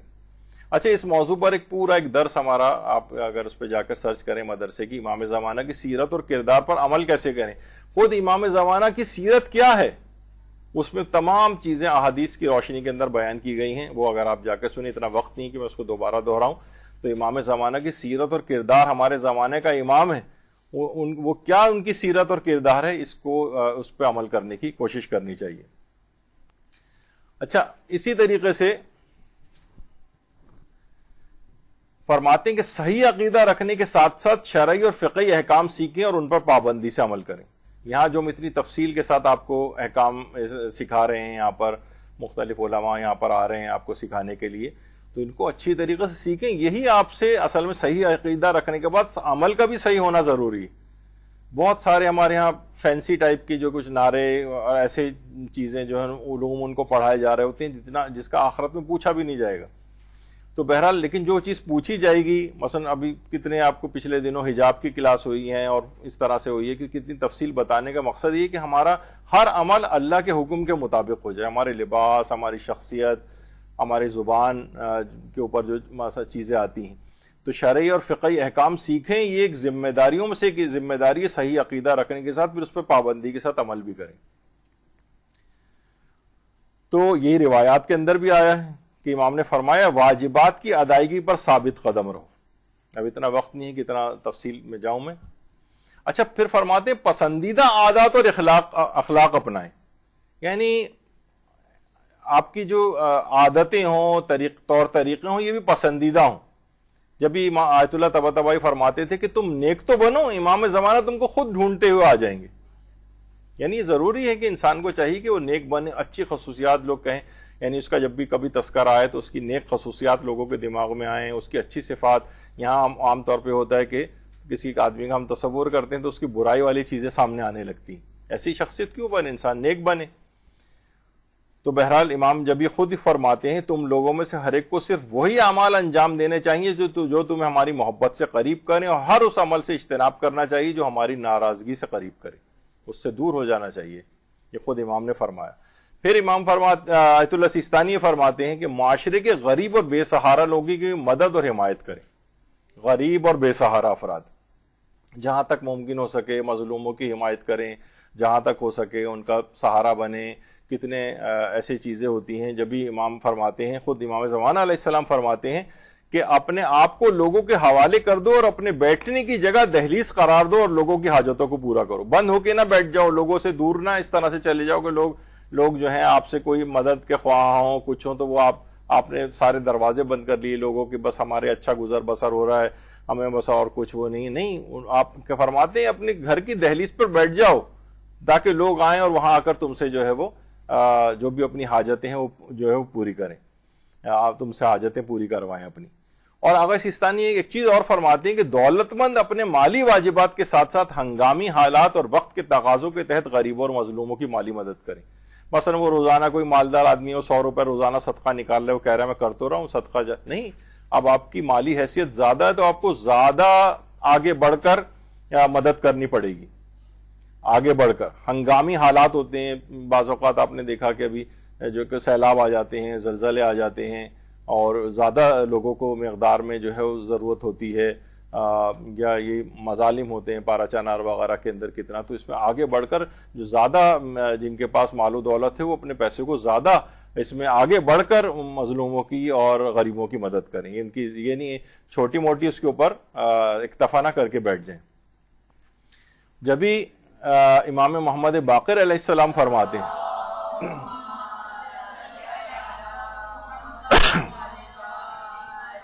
کہ تم میں سے صاحبان قدرت ضعیفوں کی مدد کریں، غنی اور مالدار فقیروں کی دستگیری کریں، اور ہر انسان اپنے بھائی کو مفید نصیحت کرے. یعنی غیبت امام میں کی ذمہ داریاں بتا رہے ہیں 5ویں امام.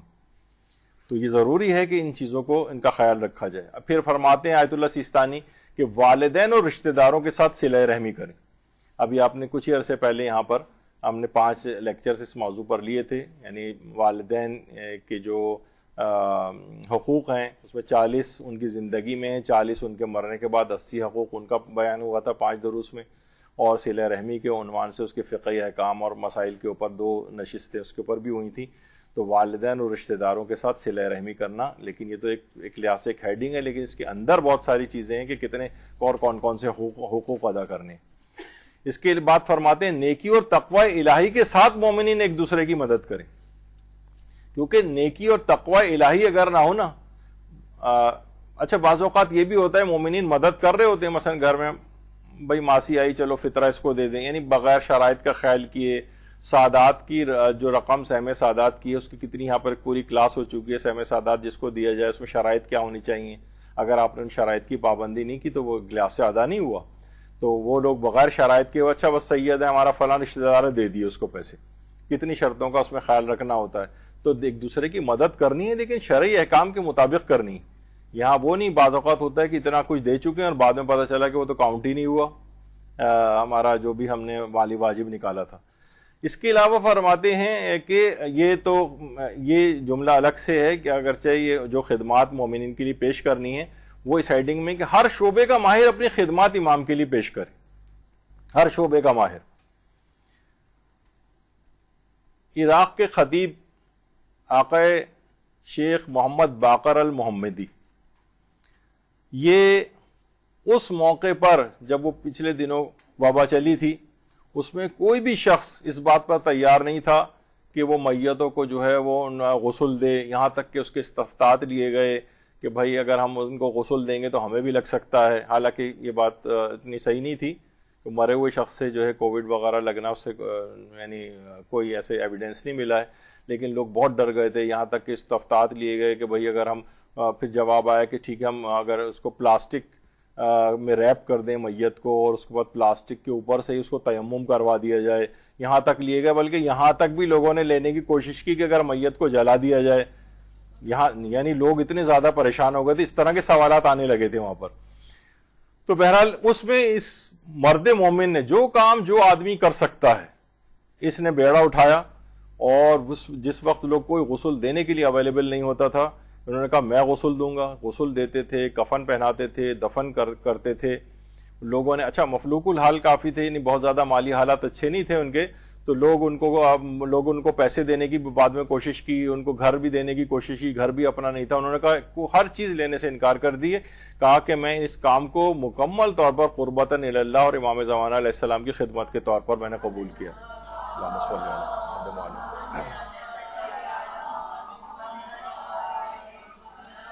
ابھی کچھ ہی عرصے پہلے باقر المحمدی ایک نجف سے کربلا اپنی فیملی کے ساتھ جا رہے تھے تو ایک روڈ ٹریفک ایکسیڈنٹ میں ان کی شہادت واقع ہو گئی.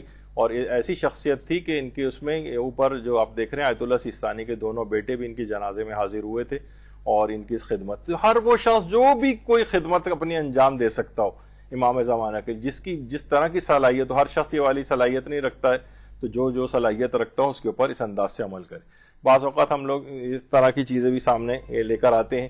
مثلا ہمارے استاد محترم مولانا مرزا محمد صادق حسن صاحب, یعنی واقعتاً پوری زندگی یعنی 50 کے قریب تو حج ہی کر چکے ہیں. اس میں سینکڑوں قافلوں کے لوگوں کے جو حج صحیح کرائیں, حج میں ان سے زیادہ ماہر اس وقت شاید ہی کوئی ہو, اور لاکھوں جو ہے وہ دروس دے چکے ہیں. خود امام زمانہ علیہ السلام کے اوپر اتنی کثرت کے ساتھ دروس دی ہیں, اللہم صلی علی محمد و آل محمد. یعنی آج سے تقریباً 20 سال پہلے جو پوری کتاب ایک نجفی لائبریری نے شائع کی تھی جو ان کے کیسٹس کے عنوانات کے اوپر تھی, ہزاروں عنوانات تو صرف اسی کے اندر تھے, اور ہر عنوان اتنا ماسٹر پیس ہے کہ یعنی واقعتاً انہوں نے اپنی پوری زندگی امام زمانہ کی ایسی خدمت جو ہے وہ انجام دی ہے, اور ماشاءاللہ ابھی تک حیات ہیں. دعا کریں کہ ان کو امام زمانہ کے ظہور سے متصل فرمائے, اتنی لمبی زندگی ہو. تو بہرحال یہ اتنی زبردست ان کی خدمات ہیں. تو یہ دیکھیں ہمارا کیا ہے کہ ہم عام طور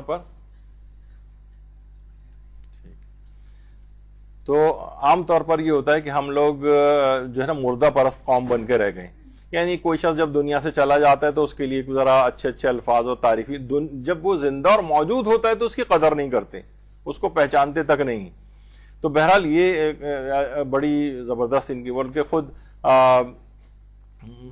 مجھے خود یاد پڑتا ہے جب یہاں مولانا محترم یہاں تشریف لاتے تھے کہ امام بارگاہ میں خواتین کا ہوتا تھا, آج سے تقریباً 25-30 سال پرانی میں بات بتا رہا ہوں.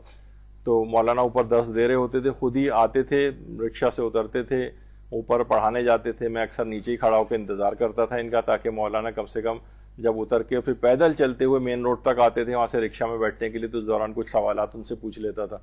تو یعنی بالکل بے نفسی, یہ نہیں کہ کوئی گاڑیوں میں لینے آئے تو چھوڑنے جائے, یہ کچھ بھی نہیں, بلکہ بعض اوقات خود کہتے ہیں کہ میں گدھا گاڑی ہوں اور خچر ہوں اور اس کے اوپر بھی بیٹھ کر گیا ہوں. اور ایک صاحب تو مجھے ملے تھے, وہ کہتے تھے میں سائیکل پہ مولانا کو لینے جاتا تھا, چھوڑنے جاتا تھا.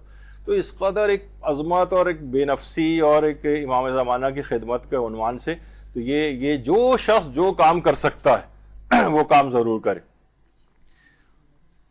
مولانا علامہ صفدر حسین نجفی, انہوں نے بھی اپنا ایک ٹارگیٹ اس لحاظ سے بنایا تھا کہ وہ ان کی اپنی تو دلی خواہش تھی کہ ہر 50 کلومیٹر پہ ایک مدرسہ ہونا چاہیے، اور انہوں نے اس لحاظ سے بہت 40-50 کے قریب تو مدرسے مختلف شہروں، علاقوں، حتیٰ کہ ملکوں تک کے اندر قائم کیے، کتنی کتابیں لکھیں، اتنے ترجمے انہوں نے کیے کہ کوئی حد اور انتہا نہیں ہے، اور کتنی تنظیموں کی بنانے میں اور ان کے اندر فعال رکنیت، اور انتہائی سادہ ترین زندگی گزارنا، پوری زندگی اس شخص نے امام زمانہ کی خدمت کے لیے وقف کر دی۔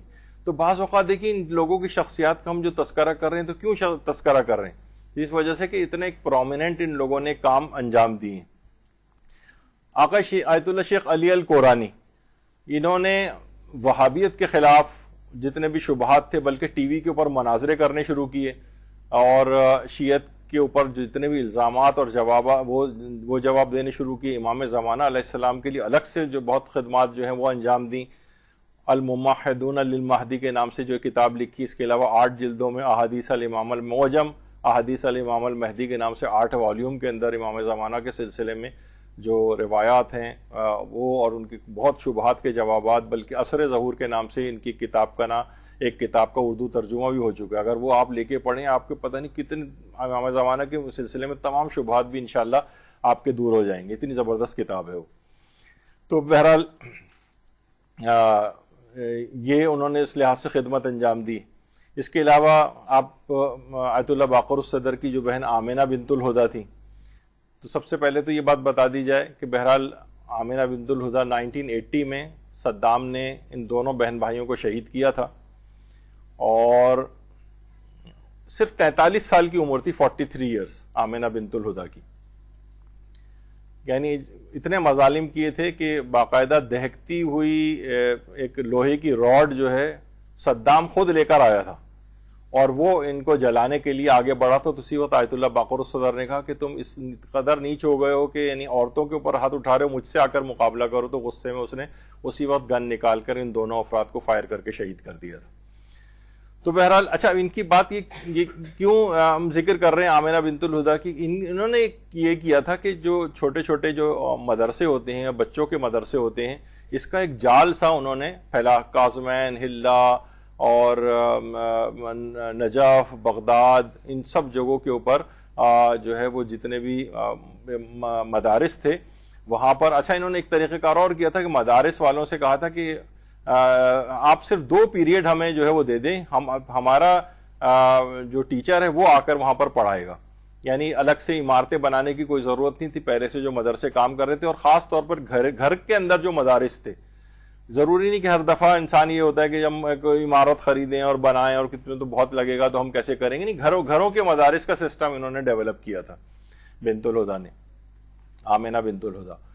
تو اس طرح کا ایک سسٹم انہوں نے ڈیولپ کیا۔ اچھا، ضروری نہیں کہ مکھی پہ مکھی بٹھانے کے لحاظ سے اب مدارس کا تذکرہ تو ہر شخص دماغ میں سوچتا ہے کہ ہم مدرسہ ہی قائم کریں، نہیں، انہوں نے کیا کیا، یہ شاعری بھی کرتی تھیں، کہانیاں بھی لکھتی تھیں، حتیٰ کہ ہار جیت کے نام سے ان کا اردو کے اندر بھی ایک ناول بھی ہے، اور تو اس کے ذریعے یہ کام کرتی تھیں، کیونکہ بہت سے ادیب، شاعر اور یہ حضرات اس قسم کی اگر چیز کریں، جیسے خود آیت اللہ مرتضیٰ مطاری فرماتے تھے کہ میں نے سب موضوعات پہ کتابیں لکھی، جب میں نے بچوں کی داستان راستان سچی کہانیوں کے نام سے لکھی تو لوگ حیرانی کا اظہار کر رہے تھے کہ آپ اتنے بڑے عالم ہو کہ بچوں کی کہانیاں لکھ رہے ہیں۔ تو بھائی یہ خود ایک کام ہے بہت بڑا۔ تو جو آدمی اپنے ذوق کے مطابق جو کچھ کر سکتا ہو وہ کرے۔ حتیٰ کہ انہوں نے ٹیچرز ٹریننگ کا بڑا زبردست انتظام کیا تھا، اور کہا تھا کہ جو بھی اداروں کے اندر بچے پڑھ رہے ہیں، ہمارا ٹیچر وہاں جائے گا، صرف ہمیں 2 پیریڈ 2 کلاسز دے دی جائیں، وہ وہاں جا کر صرف وہ پڑھائے گا۔ تو مستحکم ٹیچرز ان کی ٹریننگ کر کے ان مدارس کے اندر انہوں نے پرووائڈ کی تھی۔ اور اس کے بعد اچھا پھر یہ بھی نہیں ہوتا تھا، ہفتے میں آدھے ہفتے یہ کاظمین میں ہوتی تھی، آدھے ہفتے نجف میں ہوتی تھی، اس طرح سے مختلف شہروں کا بھی وزٹ ان کا اس انداز سے رہتا تھا۔ تو انہوں نے دیکھیے کہ یہ والا کام کیا بہت بڑا۔ بہرحال پھر وہ جو بھی زمانے میں موومنٹ چلی، اور اس کے بعد پھر جو ہے وہ اس نے ان کو شہید کیا۔ اور وہ جملہ صدام کا بہت مشہور ہے کہ میں جو ہے وہ یزید والی بیوقوفی نہیں کروں گا کہ اس نے زینب کو چھوڑ دیا تھا سلام اللہ علیہ، اور جو ہے وہ تاکہ انہوں نے بعد میں پھر ایک انقلاب برپا کیا، میں آمنہ بنت الہدیٰ کو بھی اپنے اس بھائی باقر الصدر کے ساتھ ہی ختم کروں گا، اور اس کے بعد اس نے اس انداز سے ختم کیا۔ تو آج دیکھیے کس انداز سے ان کا تذکرہ ہو رہا ہے، اور صدام کا وہ یزید والا جو ہے وہ انجام بہرحال سامنے ہے ہمارے.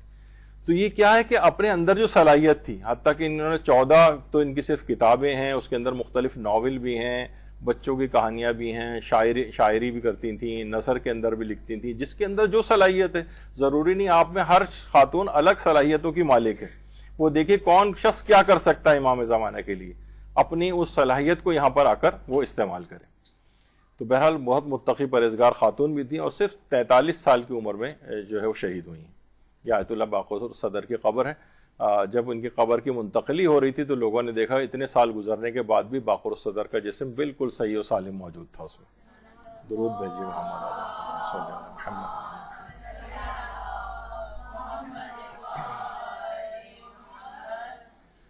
تو اب کم سے کم یہ کر سکتی ہیں، اگر کوئی باہر نہیں جا سکتے تو کی بورڈ وارئر ہی بن جائیے.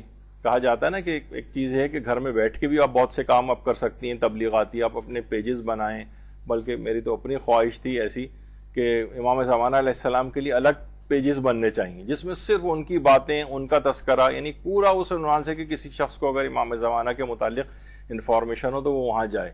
تو آپ یہ بھی کر سکتی ہیں، ابتداً آپ مختلف اداروں اور جو پوسٹ ہوتی ہیں ان کی اپنے اس پیجز کے اوپر شیئر کریں، اور کوئی بھی اس کے اندر آپ کوشش کریں کہ کوئی ایسی چیز نہ ہو. ہر سوشل میڈیا کی جتنے بھی چیزیں ہیں، ٹویٹر کے اوپر اپنا جو ہے پیج بنائیں، انسٹاگرام پہ بنائیں، ٹیلی گرام پہ بنائیں، واٹس ایپ پہ بنائیں، فیس بک پہ بنائیں، جتنے بھی اور اس طرح کی جو چیزیں ہیں، یوٹیوب ہے، ویمیو چینل ہے، اور جتنے اس طرح کے ہیں، کہ اپنے اگر یہ کر کے آپ اس کے اوپر ڈالنا شروع کریں تو آپ کا کچھ ہی دن میں یہ چیزیں ڈیولپ ہونے لگتی ہیں، پیج کے اوپر لوگ آنے لگتے ہیں. ایک کام آپ گھر پہ بیٹھ کر ہی شروع کر سکتی ہیں.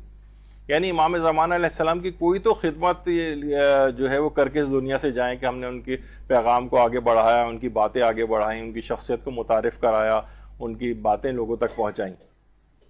کیونکہ بہت سے لوگ دیکھیے اس طرح کے بھی ہوتے ہیں، جیسے جمکران ہے، وہاں پر 10,000 لوگ فقط وہاں پر لوگوں کو جب وہ مخصوصیاں آتی ہیں، اور خاص طور پر یہ 15 شعبان، تو 10,000 لوگ اپنے آپ کو رجسٹر کرتے ہیں ایز اے والنٹیئر. وہاں پر 10,000 افراد لوگوں کی خدمت کے لیے وہاں پر آتے ہیں. یہاں پہ مختلف پروگرام ہوتے ہیں. یقین جانی کہ والنٹیئرز ڈھونڈنے پڑتے ہیں کہ کمی واقع ہونے لگتی ہے کہ کہاں سے والنٹیئر لے کر آئیں. خیر مجالس وغیرہ کے لیے پہلے اشرے میں تو مل جاتے ہیں، لیکن بعد میں لوگ نہیں ہوتے. جو آدمی جو خدمت انجام دے سکتا ہو، کم سے کم وہی خدمت جو ہے وہ انجام دے.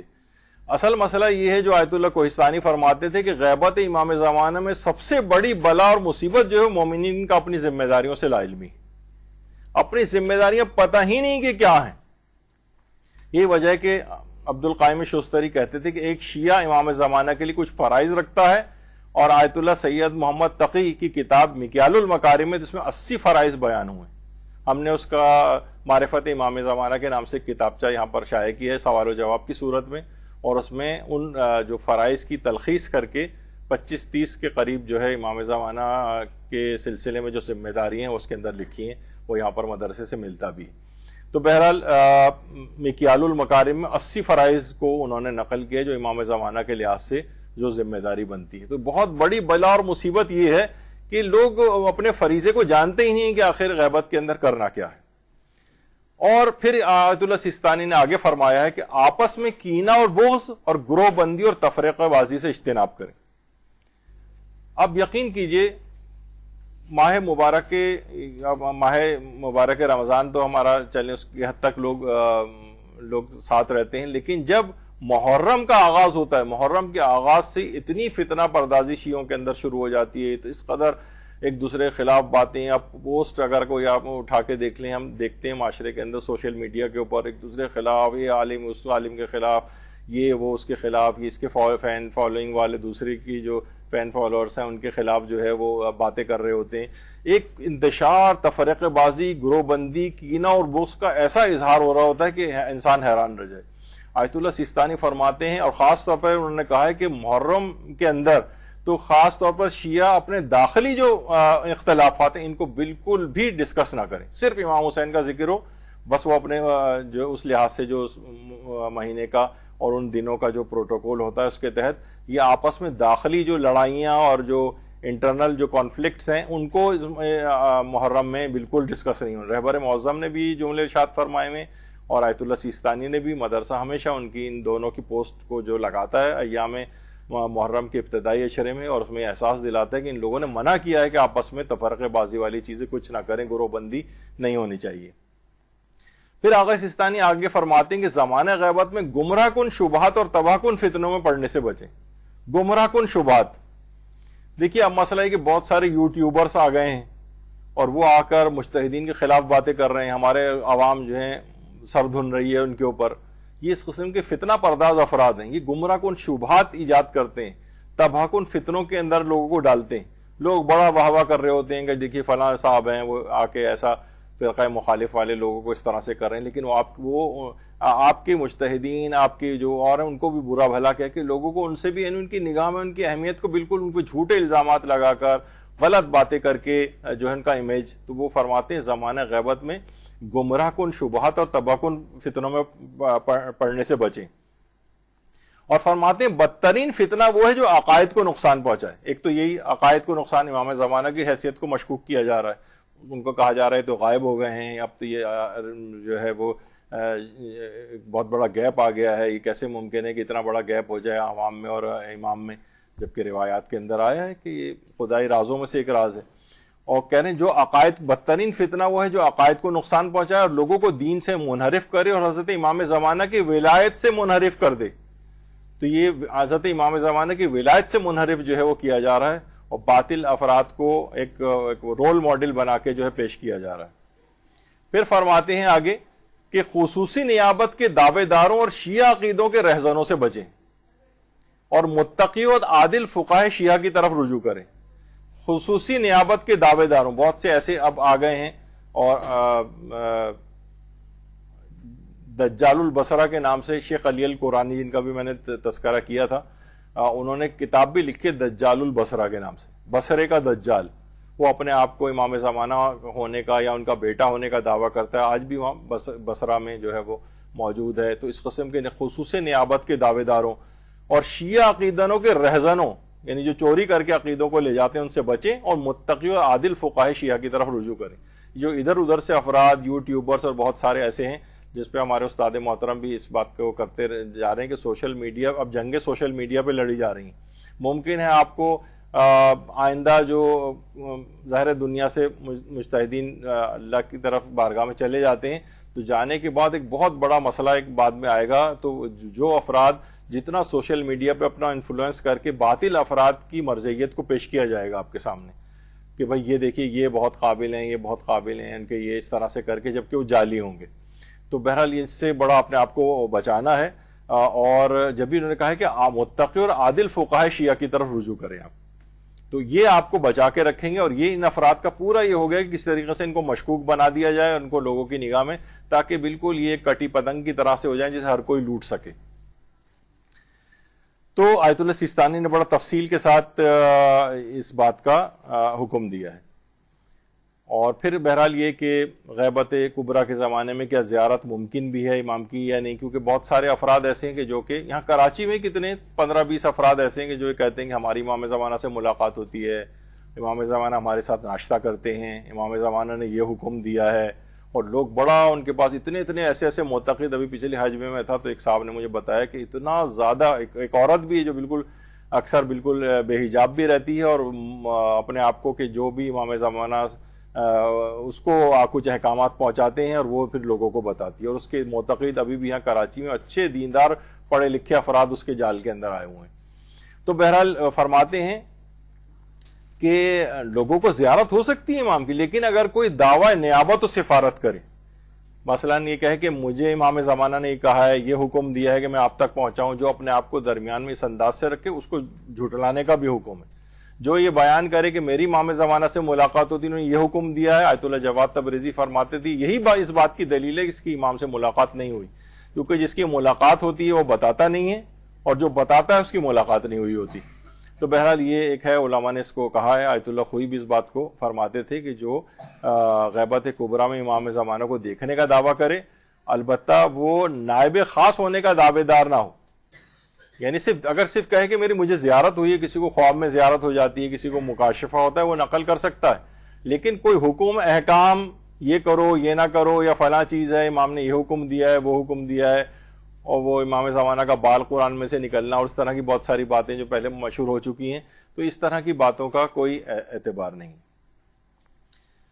تو پھر آقا سیستانی آگے چل کر فرماتے ہیں کہ تباہ کن بدعت سے بچیں، تباہ کن بدعتیں، کیونکہ فرماتے ہیں کہ تباہ کن بدعات میں سے ایک یہ ہے کہ بغیر نصوص کی اور نقد کی پہچان کے ضروری علم اور مہارت کے ہر اس چیز کی طرف دعوت دی جائے جو ائمہ سے منسوب ہے۔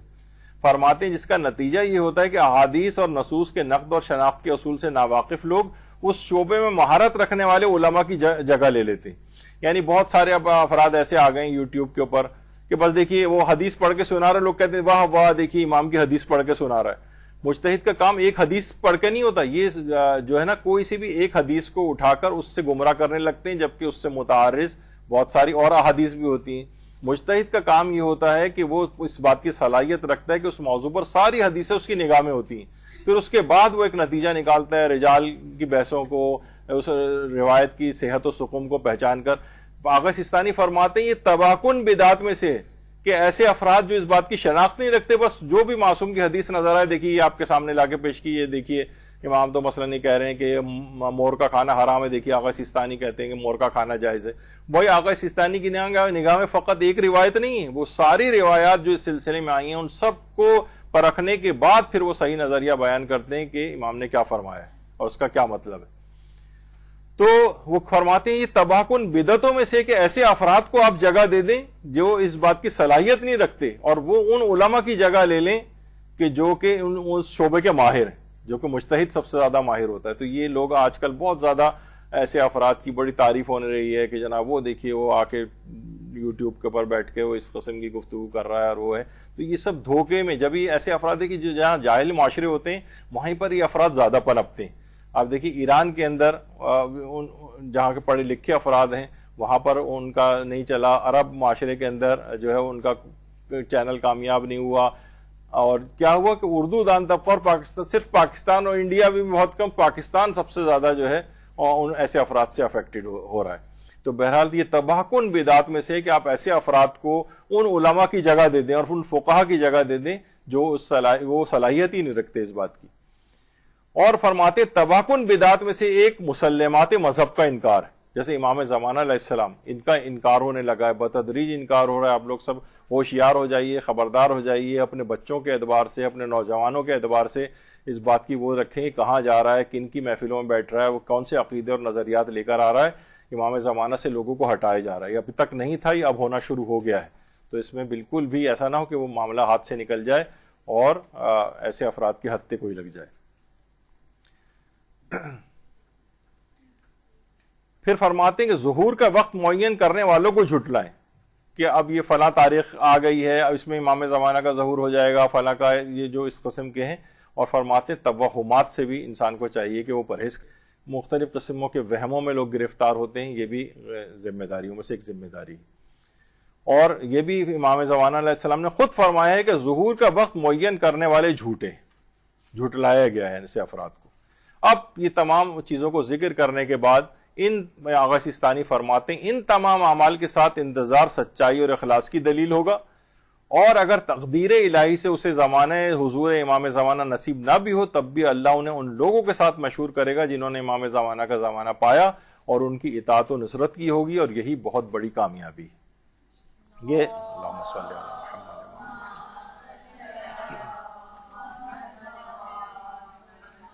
اچھا، ایک دعا عہد کے متعلق بھی یہ بات کہی جاتی ہے کہ جو 40 دن تک دعا عہد پڑھے گا پابندی کے ساتھ وہ حضرت قائم کے انصار و اعوان میں سے ہوگا۔ اگر آپ سے پہلے گزر جائے تو خدا اس کو زندہ کرے گا تاکہ آپ کی رکاب میں جہاد کرے، اور ہر لفظ کے بدلے 1000 حسنات اس کے حساب میں لکھے جائیں گے، اور اس کے 1000 برے اعمال نامہ اعمال سے مٹائے جائیں گے۔ تو ایسا ہی ہے کہ اگر کوئی شخص دنیا سے چلا بھی گیا تو وہ ان طریقہ کار جو آغا سیستانی نے لکھا ہے اس کے اوپر عمل کرے، ان تمام چیزوں کو، اپنی صلاحیتوں کو امام زمانہ کے لیے استعمال کرے۔ آپ نے دیکھا کہ عقائد کے اوپر بہت مستحکم ہو جائے، دین کے لیے کام کرے، سب کچھ، اور جو 25 باتیں، اور اس کے ساتھ یہ دعا عہد بھی اگر روزانہ پڑھے تو انشاءاللہ اس کا شمار، مر بھی گیا تو اسے دوبارہ اٹھایا جائے گا۔ زمانہ رجت میں بھی اٹھائے جانے کا تذکرہ اس لحاظ سے آیا ہے۔ تو یہاں پر ہماری گفتگو اختتام پذیر ہوتی ہے. تھوڑا سا میں نے وقت زیادہ لے لیا, مولانا محترم کی شاید کچھ گاڑی کچھ خراب ہو گئی ہے رستے میں, تو بہرحال اب شاید آ گئے ہوں, تو یہاں پر ہم اپنی گفتگو روکتے ہیں, اور انشاءاللہ آپ لوگ کوشش کیجیے گا کہ آج سے اس کا سلسلہ شروع کر دیجیے گا کہ جب دوسری کلاس آپ کی ختم ہو تو آپ اختتام یہاں کے دروس کا دعا امام زمانہ پر کیجیے گا. وصلی اللہ علی محمد وآلہ الطیبین الطاہرین. درود بھیجیے محمد.